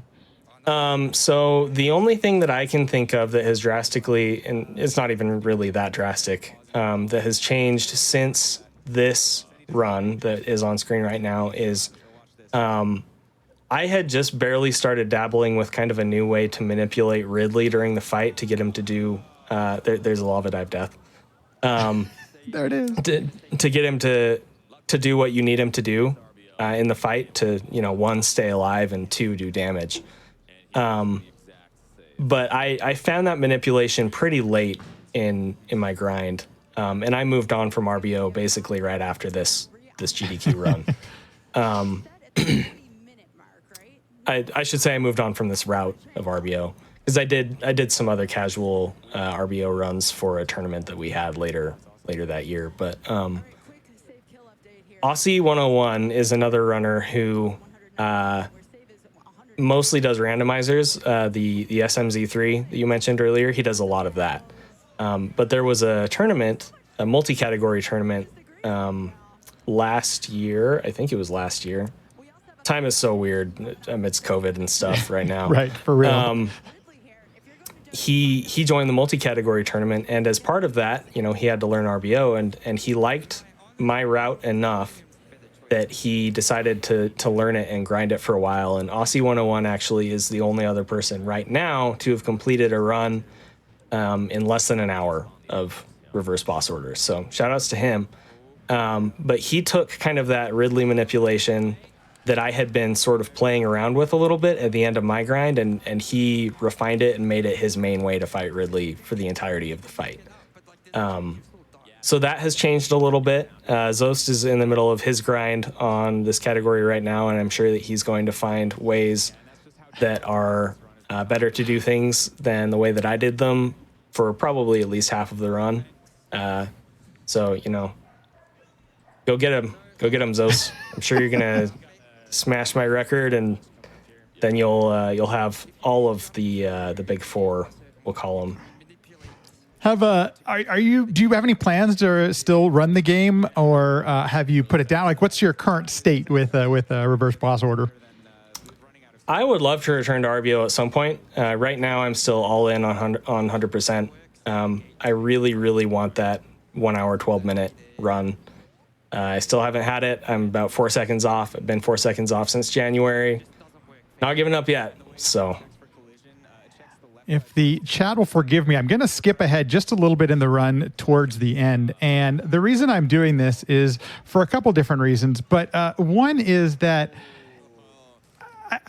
at least on stream, it appeared you started to get a bit emotional towards the end of the run. And I was wondering if you could just perhaps give us a little bit of insight on what was what was happening and why did you start feeling this way towards the end? So right now, I don't remember feeling especially emotional at this part of the run right now that you have it at. But what I can say in general is that at this part of the run, the very important parts of the run, as far as things that I wanted to go well, were all done. They were done. Nice. I got that energy tank at the beginning of the run. That wasn't a complete disaster. I wasn't stuck there for minutes and minutes. You know, I think it took me 8 tries or something like that. And Kip mentioned earlier, there's a trick called Spike Suit where you store a Shine Spark and you can carry it with you and then use it whenever you want. And there's a strat in this run that I came up with all on my own. It had been kind of theorized by other people in the community before that, but I wasn't aware of those conversations. Where you get the Spike Suit when you're leaving Lower Norfair and you carry it all the way through Suitless Meridia until after a mini boss called Botch Wound. And after that mini boss, there's this big hallway, let's say, of speed blocks that normally you just dash through. But when you don't have Gravity Suit, you can't use Speed Booster underwater. So what I do is I would get that Spike Suit and I'd carry the Shine Spark all the way through all of that suitless movement in Meridia and past Botch Wound, and then I Shine Spark through those blocks. And to this day, I think it's still one of my favorite strats in any category ever. And I was very proud of the fact that I had thought of and figured out how to do that almost entirely on my own. And I did it at GDQ, you know. So I pulled that off. And I was like, you know what? I could die 3 more times in this run, and I'm still going to be happy with it because I got that energy tank and I got that Shine Spark after Botch Wound. So we're good. At the very end of the run, and I don't know if you were maybe alluding to this a little bit, but Yes. after I got on the ship, you know, the crowd started cheering, whatever, and I remember people from the couch like, you know, patted me on the shoulder and stuff. And honestly, like I really was on the verge of tears. I was just like, I cannot believe that I did this. You know, coming so far from just that kid that saw a run on Speed Demos Archive and just figuring out the tricks, just, you know, messing around as much as I could. Coming from that and then, you know, starting to stream it and then getting good enough at the game that I was able to take a world record and then actually being able to run it at GDQ, which I never saw happening in any capacity. I remember just sitting there in that moment and thinking about it and just being like, I can't believe where I am and the things that, the ways that things have transpired. And it really was a very emotional moment for me. And I don't think I'll ever forget how that felt, honestly. It's nice to see because one of the things I know, just me as a viewer on the other side of things watching this, you know, we see you all do these things at these super high levels and we're just like, oh man, these people can just do it. But then this moment I remember quite fondly because it reminds me that there are real people behind these amazing speedruns. So the fact that you did let the emotion happen, especially too, I mean, it's tough if you folks, the end of the marathon is really, you're always really proud and excited about all this money you've just raised for this great cause. I'm sure you spent weeks, if not months, preparing for this one run. So the fact that, you know, you actually got a chance to do it in front of all these people and all those kind of things, it's really a wonderful culmination to actually see, you know, some real life emotion up there on stage. So it was a great moment to see on the stream as well. And I think it's a great segue into where we're going to go next. And this will be the last one we're going to take a look at. But there's so much that happens during this. And this is going to be Super Metroid Impossible. And I guess the first place we can start here is, Oates, what exactly is Super Metroid Impossible? And what made you think that this could be a run for GDQ? So Super Metroid Impossible is a really difficult ROM hack of the vanilla Super Metroid, and it was made in, I think, 2006. Someone correct me if I'm wrong. By Saturn. I believe it was 2006. And it was made with the intention of being basically only completable by TAS. Kind of like one of those things I'm sure you guys talked about earlier, like TAS only, like the RBO thoughts. And then people have taken it on as a challenge. I tried playing this game years ago, and I was stuck. I could not get past Dragon. I think I was 18 hours into the run with a timer, and I was still on Dragon, which is not too far into the run. But then later on, I got better at the game. I wanted to take on the challenge again, and then it kind of came up, oh, well, why don't I submit this for a GDQ? It might be something really entertaining to watch. I submitted it, and I was very excited, but also laughing nervously when I saw they actually accepted it. So, yeah. If you don't mind, you mentioned that you started grinding the speedrun of this game, Super Metroid Vanilla, around 2013. I have some really fond memories of like 15 and 16, just the Super Metroid records being passed back and forth with all the grinding that was going on, you, Zost, others. And I guess, if you can, when did you finally, or what made you actually try some of the variations that exist on Super Metroid? Or like how long had you stuck with the vanilla and then decided to, try something new? I've always kind of dabbled a little bit into some of the ROM hacks throughout playing since 2013. Not too much, because my core focus was just speedrunning the vanilla game. I just wanted to be the best at the time and just get the best times I could get. Once you hit a point to where you kind of, it's not a burnout, but you just want to try new things, but you still love the game. I kind of started dabbling more into ROM hacks, probably a year or two after I got the 90% record, which was a 4156 at the time. And then it just became really fun, just trying these challenge ROM hacks. And it's kind of both a challenge for yourself, and also I know it's really entertaining and fun to watch, which just makes it exciting. Like, look at all the awesome stuff you can do in Super Metroid, especially with such a difficult ROM hack. So from the entertainment point of view, I knew it was fun and exciting to watch. So I kind of started getting more into it then. I asked Kip and Zenny this question in the first segment. I'm going to ask you as well. You've been grinding the game for a long time now. What keeps you coming back to Super Metroid? Like you and still grinding it for the hours that you do. What keeps you coming back and playing the game more? Without even hearing Kip and Zenny's answer, I'm sure mine is exactly the same. It is an incredibly technical, high skill cap game to where no matter what you do, if you feel like you do a room just amazing, clean, you don't know how you can save much time on a certain room, and then you keep playing it and playing it and playing it, and then you realize that you're 10 frames faster than you were when you said, oh wow, I'm so good at this game. And then it doesn't stop there. Another year from playing the game, you are then still 5 to 10 frames faster, and you're like, wow, there just really is no skill ceiling. It's really, with all the detail and technicalities that go into this game, it is just, in my opinion, just not the best speed game, but it is truly an amazing platformer, because there's just always more to give. And it just makes it kind of addictive in a way to keep pursuing those frames and like perfection, Actually, can I add something in here? Because I want to piggyback on Oates real quick. Please. Because, we did say things that are very, very similar to Oates, but I think what also makes it so great is because the game is so fantastic, it inspires people to make things like Super Metroid Impossible.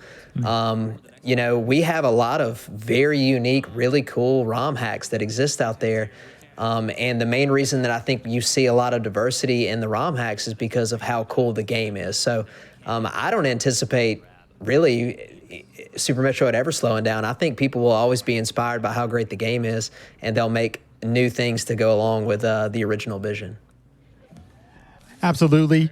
Zenny, you're on the couch for this run, and I'm curious, you mentioned that you had a little bit of an experience playing it as prepping for this run. What was your experience with the game when you actually tried playing it yourself?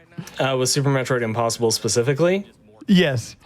I remember pretty vividly, a lot of the run up to Ridley is a lot of heated rooms with Novaria suit, and I remember thinking, I can do this. I did RBO. This is fine. And it was difficult for sure, but I had so much experience with RBO. I was like, this is fine. Then I got to Dragon, and Dragon is just a nightmare in this version of the game.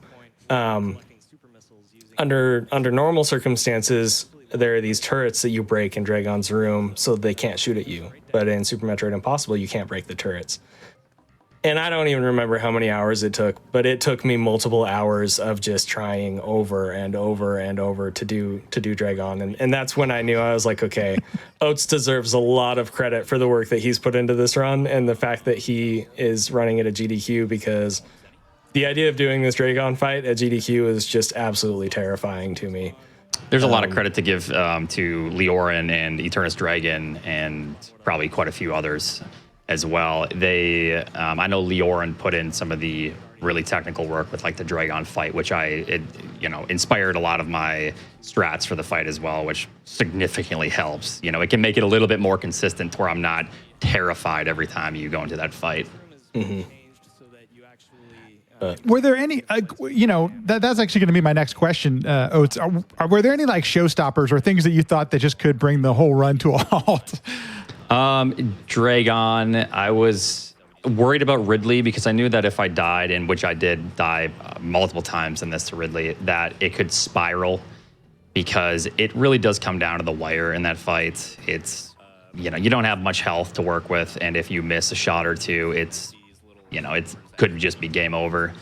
And unfortunately, that did happen quite a few times. But other than that, I felt pretty comfortable.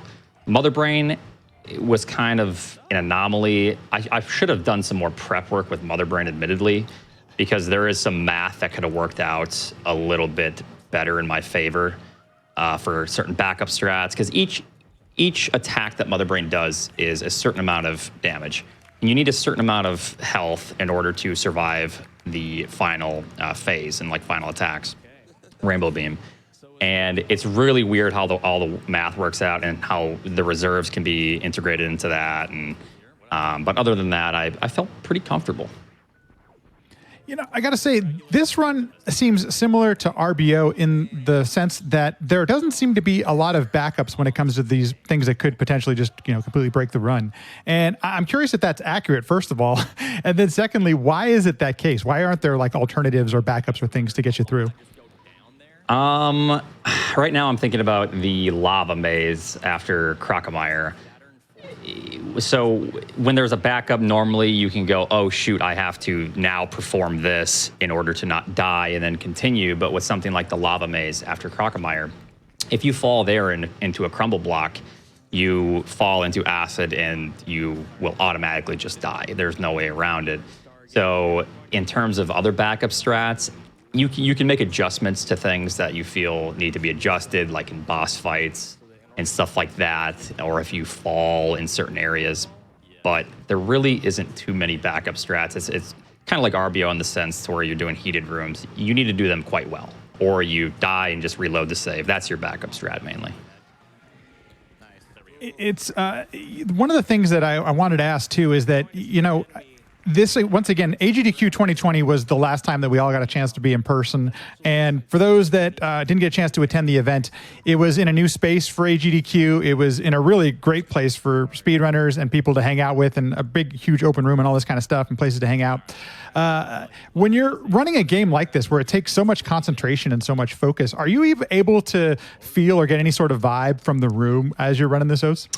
I have the volume so loud on those headphones to where I can just try my best to block out what's behind me and just kind of have fun, think about what's right in front of me, the strats that are coming up, and then some commentary with the couch. So in that regard, like I can hear the audience, like at Ridley when they were cheering me on and stuff. I can hear that, and it's awesome. It's a great feeling to get that encouragement. But for the most part, I am trying to just completely zone out, and really focus on these strats that will be run ending, like the one you just saw. That's, there's no backup to something like that either. But Zeddy, I got to ask you, because in just a few minutes, for those that don't quite remember this run, we hit the 3 million mark raised during this run, in actually just a few minutes. And Zenny, what was it like being in the room during that? As somebody who could actually hear what was going on in the audience and things like that. It was crazy for sure. I don't have like a vivid recollection of it, but I just remember thinking like, how cool was it that I got to be there while Oates was doing this truly groundbreaking run. and also, to have that groundbreaking achievement for games done quick in general happen at that same time. I just thought it was so cool. And of course, the crowd was super hyped because the crowd is always really hype at GDQ, and I think that's honestly one of the coolest things about GDQ, and I'm excited to get back to it during the next in-person event. Oh, so I'm going to throw this one back at you. You've done quite a few performances on the stage, on the virtual stage, all these different things for games done quick. As Eddie mentioned, his first solo run was at AGDQ 2019. Do you have any moments that stick out or that you still remember to this day as far as being on that stage and things that, your recollections of doing all these kind of amazing, wonderful, crazy things on stage? Yeah, Fantoon. Yeah, that's my recollection. No, I do notoriously have most deaths in this game to Fantoon. So, I mean, a lot of that stuff, as funny as it is, and it's fun to joke about. Other than that, it's amazing just to be on stage in the first place. It's a great opportunity, and I think probably some of the most fun runs I've had is the 2-player 1 controller with Sweetnum. That was a great run. Hopefully fun to watch. My SM Impossible run was definitely my favorite, just to showcase all the technicalities. And then probably the race with Behemoth, Sweetnum, and Zost, to where I think I died to Mother Brain. I think you guys were watching it before I came in here, and that was an awesome run. Behemoth, pulling it out at the end, the nerves of, what happens if we all die? It was just exciting, despite the, not finishing. It was just a great moment, and it was just awesome to be part of something like that.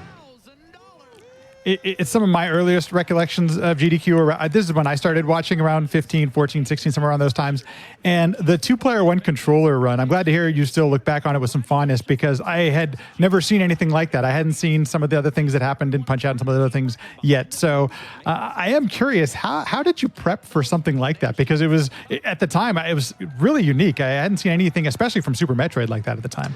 Luckily, we had lived together for a bit, so we could practice, and even if we didn't, we both knew the game quite well, and we kind of had a good sense of how we both played, because we had done a lot of tutorials with each other, and we just kind of knew each other's play style.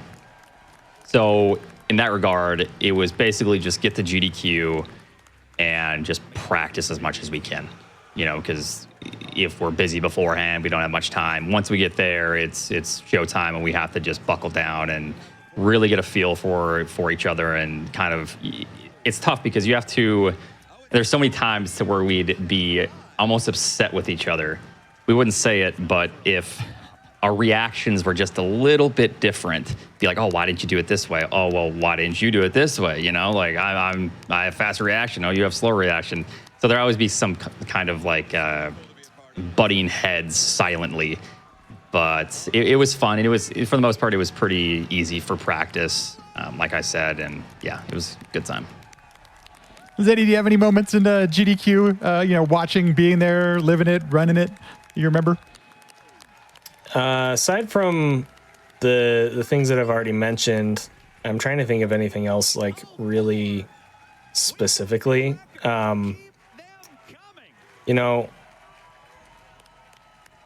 It's funny because Oates already mentioned this. Oates has had some bad luck with Fantoon, and when I got to Fantoon in my run, where he was on the couch in commentary, we did kind of a little joke there where I was like, I don't know if I can do this, Oates. I need you to take over, and I took my controller and I went to hand it to him, and he acted like he was gonna take it, and it didn't feel like a joke. Ultimately, it's just. I think my favorite thing about GDQ in general, and this should kind of relate back to what I was saying earlier, is just the community. I showed up, I found the public practice room with all of the CRTs and the, that constant CRT whine, and just hundreds of people all crammed in. I remember the first time I saw the live showroom, with all those people in the chairs, just all there for the same reason. Realizing that I was there in person for a live speed run that was going on right then. honestly, it's really cool how the community of speedrunning has come together and grown so much. And also how, like we were talking about earlier, Super Metroid itself and the community surrounding our game has really grown a lot the past few years as well. It's just been really cool to see and be a part of. Absolutely. I'm going to go. I've got one or two more questions to wrap this thing up. And I'm going to start with Kip on this one, but I'd be interested to hear from the entire panel.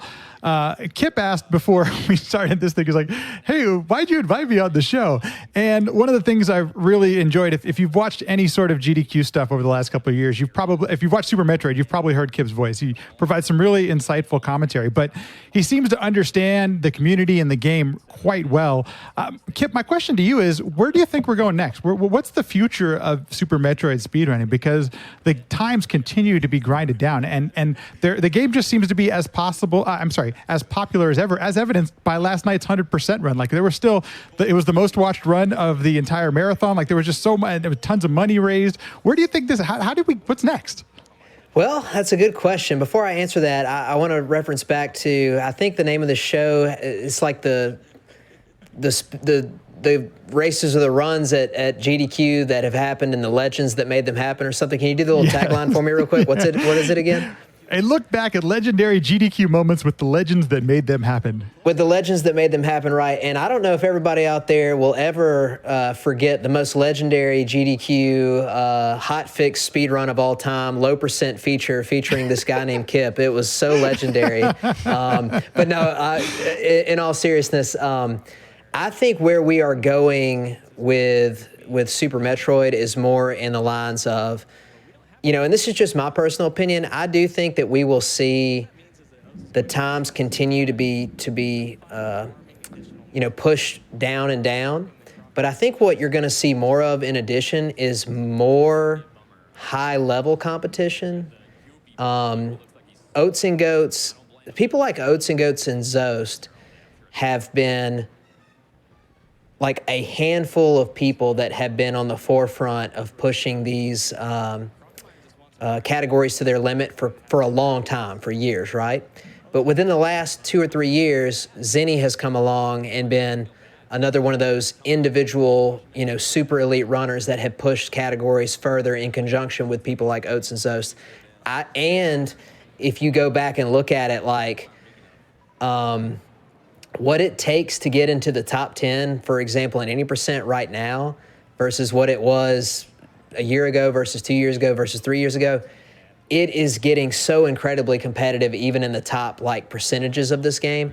I think we're going to have more talented runners come in. I think we're going to have more people come in that are dedicated to working really hard and push the game and find new things.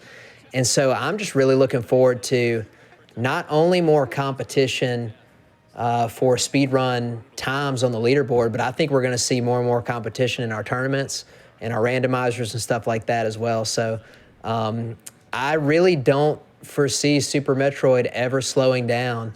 It's really popular. It's a fantastic game. It obviously inspires a lot of love. And I think we're going to continue to see a lot of great people that are currently in the scene, get awesome times. And I think we're going to see a lot of new people come in.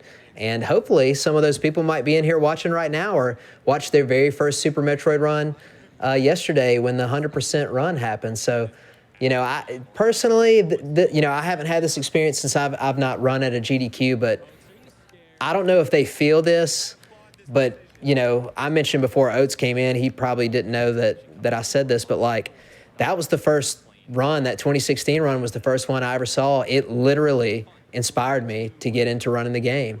Watching his stream afterwards inspired me further. There are new people out there right now watching guys like Oats and Zenny and Zost and Behemoth and so on and so forth that maybe one day could run faster times than them in a category, but it's literally because they were inspired to begin with. So I think that's the really cool part about Super Metroid is that I really don't think we'll ever see it slow down. I want to interject here just for a minute. Please. Sorry. Go for it. Kip has this habit of selling himself short. And I just want to set the record straight that Kip is absolutely an incredible runner. And, he made some joke about how his low percent ice run for the 25th anniversary, you know, was the greatest ever. And to him, that was a joke. But honestly, I don't even really like low percent that much. Like it's one of my less favorite categories for sure. And I still remember how awesome his run was. I still remember some of the jukes that he did against Mother Brain's patterns. I mean, she tried so hard to end that run, and Kip, you know, just in true expert, low percent expert fashion, he said nope, and he juked those patterns. He got out of the way. He finished the fight. He finished the run. Kip is awesome. So, you know, he may not feel like he deserves the recognition and the credit, but he certainly does. And I think that he is just as integral to the idea of new players coming into the community and being competitive at top times as people like myself, Oates, Zost, Behemoth, etc. Absolutely. Yeah. Totally agree. And in that vein, that's one of the reasons I love watching low percent stuff, but you know, I'm a geek on speedruns. So I thought the run was really awesome. And I totally agree. You should actually absolutely check it out and give it a watch. Zenny, for you, what's next? What's next as far as Super Metroid speedrunning and that kind of thing goes for you? So I'm going to get that 112 100%. There is nothing, as long as I continue playing this game, there's nothing that is going to stop me from doing that. After that, I don't know. You know, there's a few things I want to do. It's kind of a meme in our community, but I want to run some categories on the PAL version of the game because it's honestly completely different game. The way that Deer Force changed it to make it compatible with PAL standards was terrible. They did an absolutely awful job, and that makes it a completely different game. So, you know, I want to try my hand at it, see, you know, what we can do with it. I want to run some GT Classic. You know, I probably should run some low percent because it's the one category that I've never actually put like a ton of work into. But yeah, again, right now I'm still completely focused on 100%. I really want that 112 minute time. So, Oates, you? How about you? Future plans wise, definitely want to keep pushing the 100%. I need to buckle down and kind of develop or integrate some faster time-saving strats everywhere.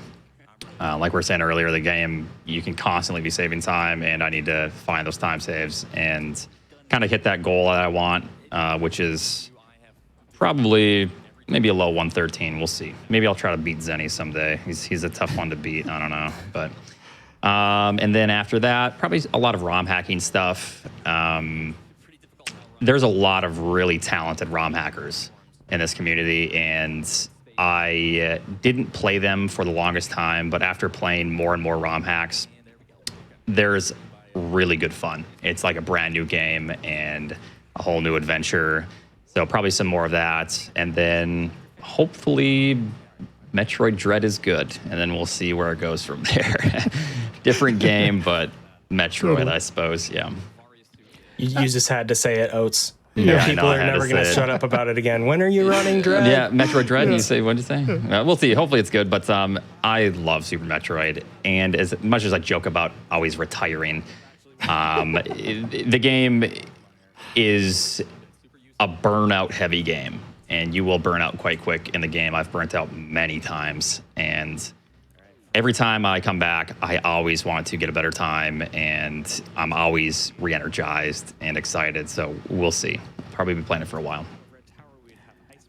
One more question I had for you all. And in the last episode of this show, we were talking about Zelda, and the world record in that game had been transferred back and forth between Lack Attack and Darkwing Duck. There was this year of just like intense competition, and they were really honest and open about like how that competition was fueling them to get better at the game.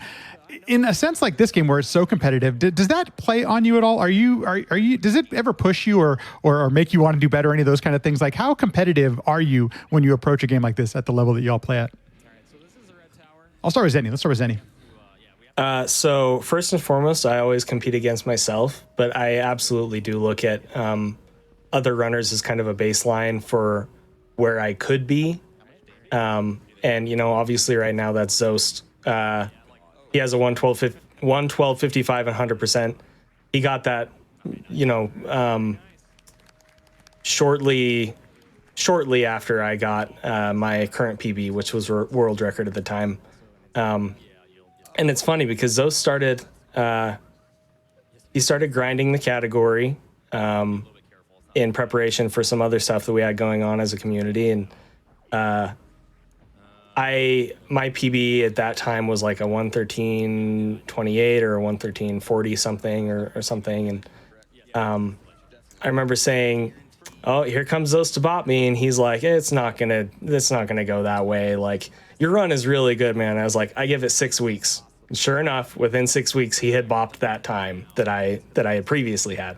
My PB had improved, but he had, and that's just what he does. And that's just it's really inspiring to me.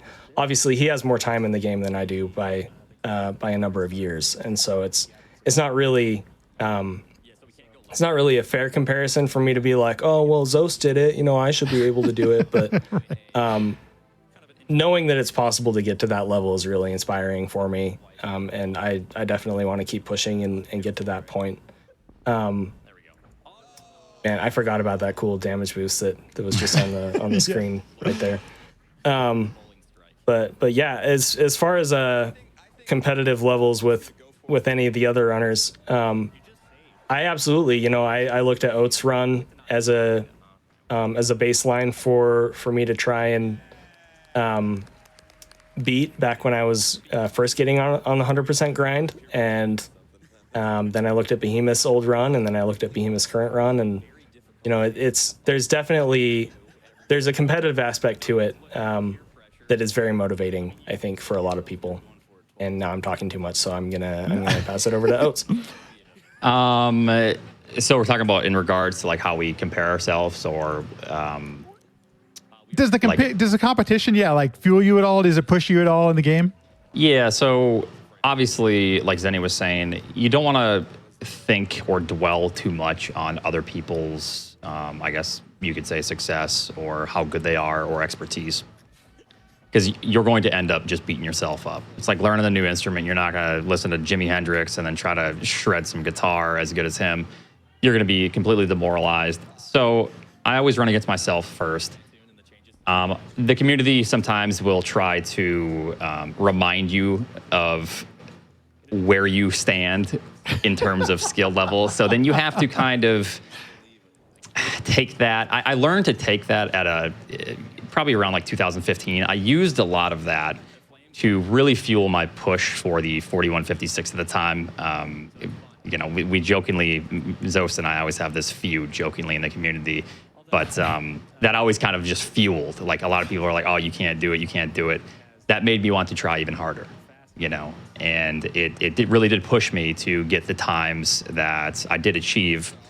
In that regard, all jokes aside with some of the trolls or whatever, it really is just a battle against yourself. It's always great to look at masters like Zost and, even Zenny now and Behemoth, and take inspiration from them and how far they've taken the game, and then analyze it and go, okay, how far can it be taken now from that standpoint? That's kind of what got me into speedrunning in the first place, watching Garrison in his any percent time. And the same thing applies now, is just taking those absolutely amazing runs and then dissecting them and seeing what can be achieved, and then just working on yourself, working on what you need to practice and all that to get better.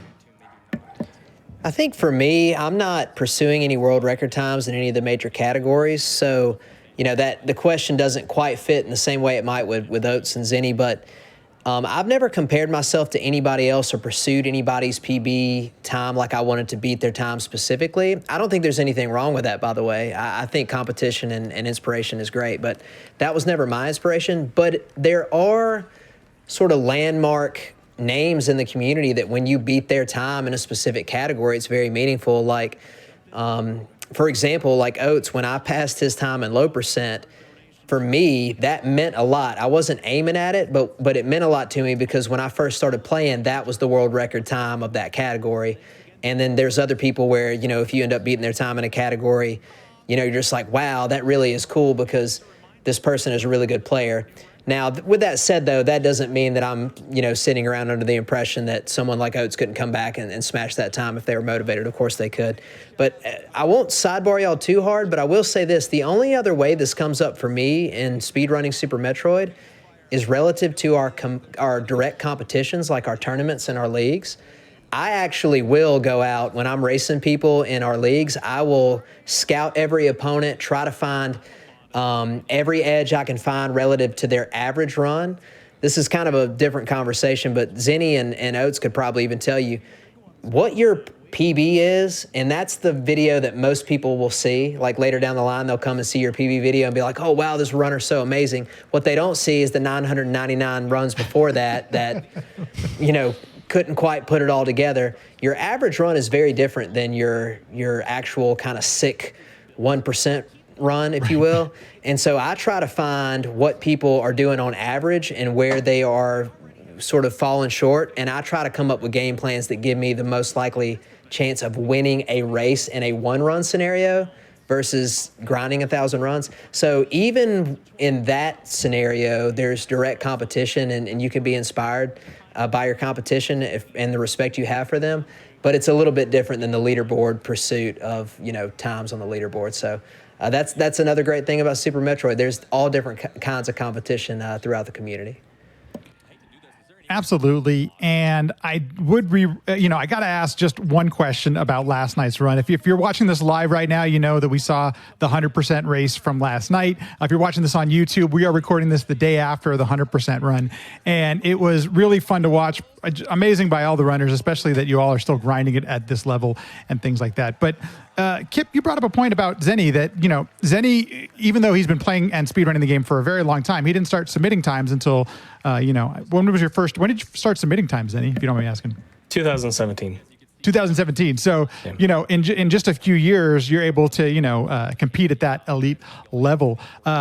How is that? I mean, y'all talk about this community a lot. There has to be this, how is that possible? I guess is what I'm asking. And there's this community. Is that part of how you're able to, develop skills and get good at this game that quickly? Yeah, absolutely. I would not be anywhere near where I am today without support from other runners. And that's everybody from Kip himself to Oates to Zost to Jack to Emmett to there's so many names. There's too many names. A real cutie. Thousands, literally thousands. Yeah, it's all just a culmination of suggestions and strats and practice methods and mentalities and it all just comes together to push us further. For me specifically, there have been a few key people, Zos being one of them, that they provided the support, and I wouldn't have been able to get where I am without those levels of support. It's that being said, you could have all the support in the world, and it's not going to do anything if you don't put it into practice. I would be remiss if I didn't publicly acknowledge the support that I have from my wife with all of the time that I put into not just streaming live and publicly for everybody to see, but offline practice. I have put so much time into this game over the past 4 years. If I'm not actively doing something else, I am practicing Super Metroid or I am streaming Super Metroid. Like literally, if I'm not actively, making dinner or eating dinner or working for my job or mowing the lawn or, whatever it is, it's Super Metroid. It's my default thing. It takes a lot of time for sure. I keep going off on these tangents and I don't even know if I'm answering the questions that you're asking. No, you really are. But I also got to give your wife a shout out because she goes, my husband was making lunch, called GameStop to see if they had it. Then they did, referring to Metroid Dread. And then he abandoned his food to go buy a pre-order. So great wife points right there. Just giving you a heads up on the pre-order. Yeah. Pretty awesome. I would love to add to that too. Please. So this might come off as Zenny had it easier in 2017. I don't want to make it sound that way. Zenny, you're amazing. It was interesting. The dynamic of practicing was so much different back in, I mean, even way before I even started. But when I started, it was still just almost archaic and dated with how we practice today. It was with the Game Saber, if you had one, you know, it was slow practice.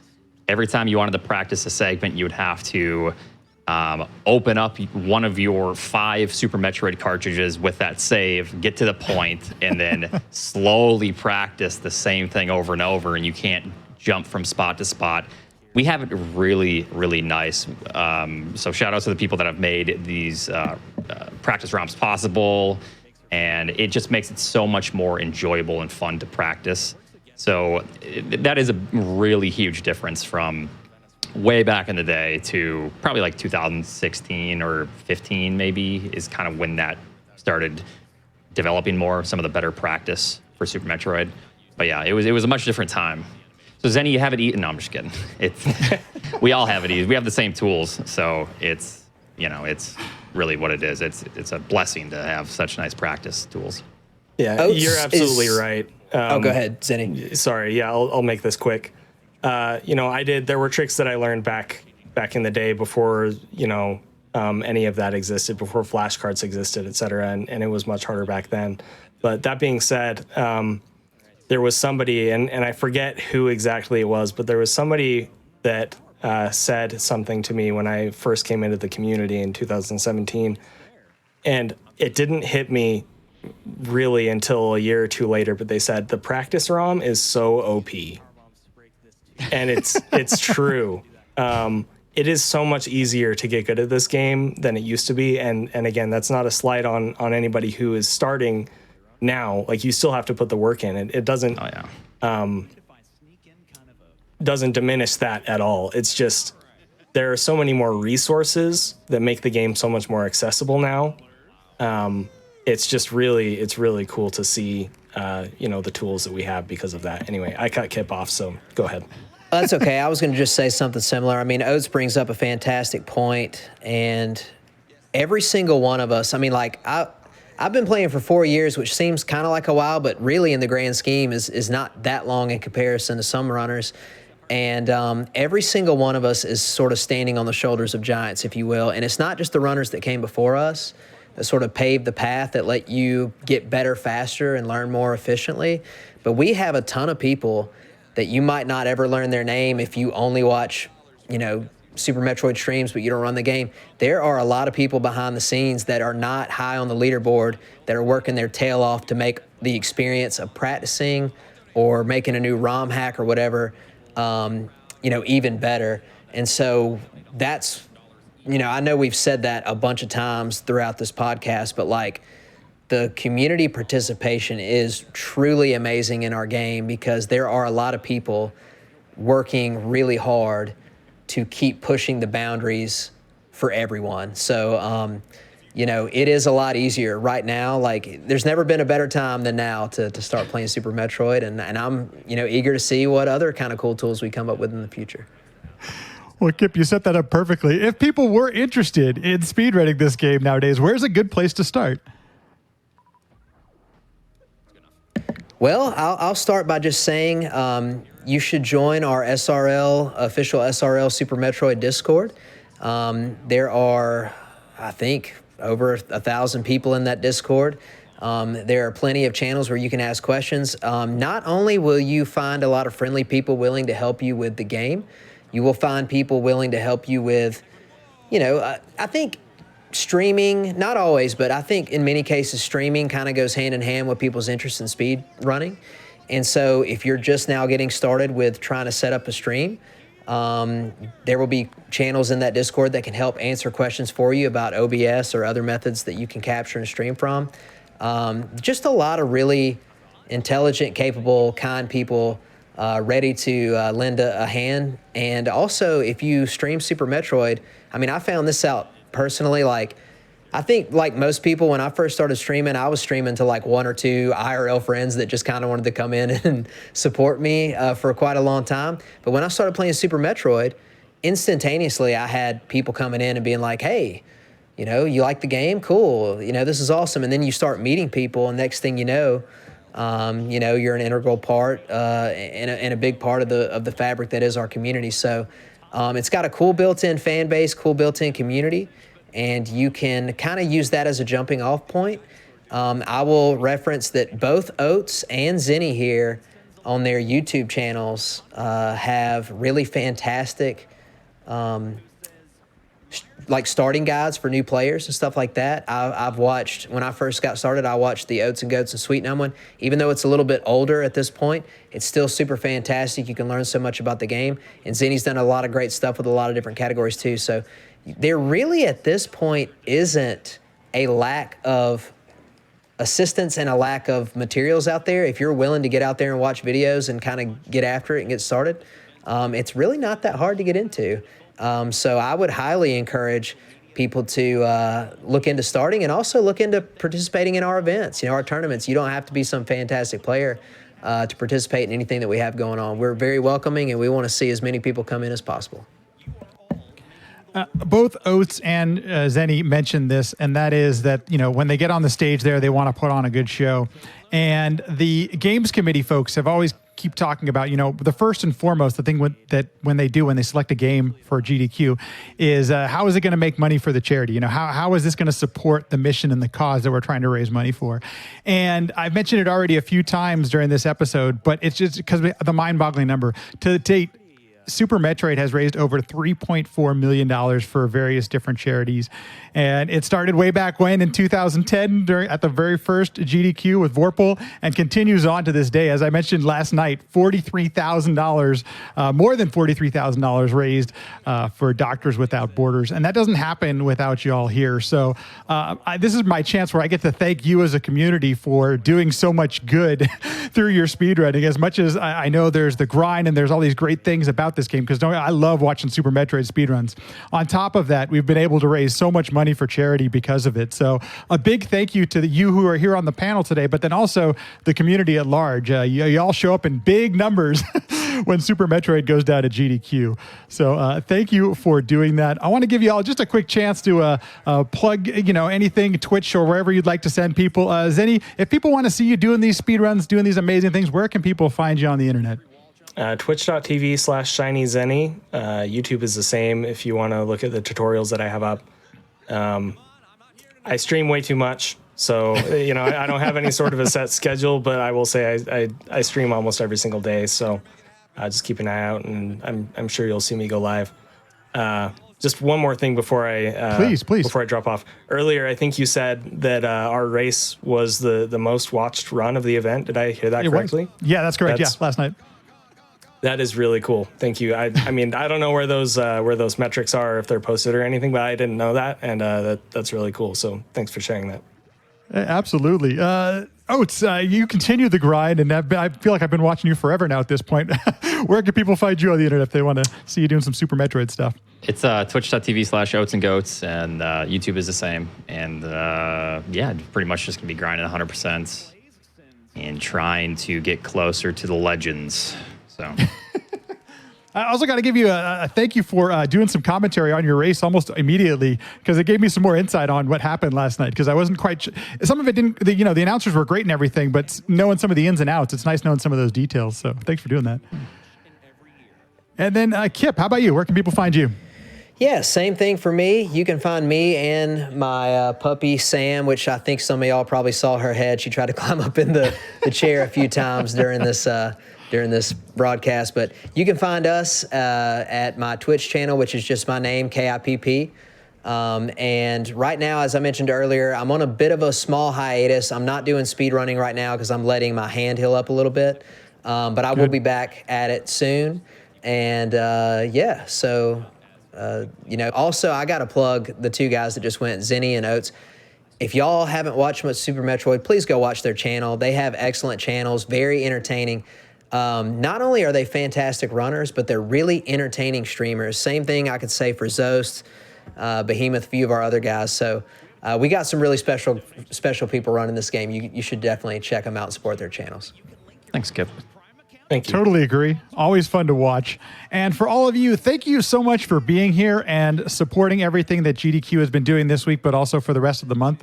We have an entire week of GDQ hotfix shows planned for you.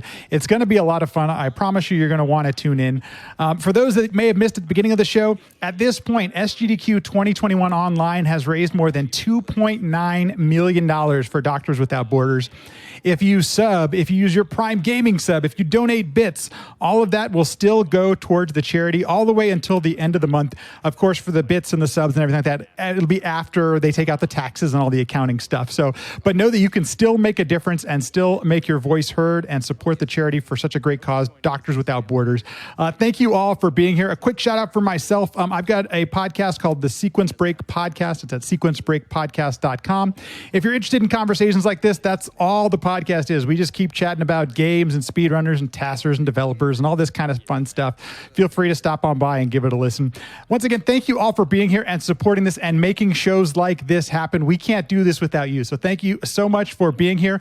Games Done Classic happens about once a month, usually the first Sunday that's available. It kind of moves around a lot because, as you know, there's always a lot going on here at the GDQ channel. So thank you so much for being here for today. I hope to see you in the next one. I can't say exactly what the next episode's going to be because not everyone's been locked in yet, but I promise you won't want to miss it. It'll be just similar to this one. So thank you so much for watching, folks, and I will see you in the next Games Done Classic. Have a good rest of your day. See y'all later. Bye-bye. Adios. Take care.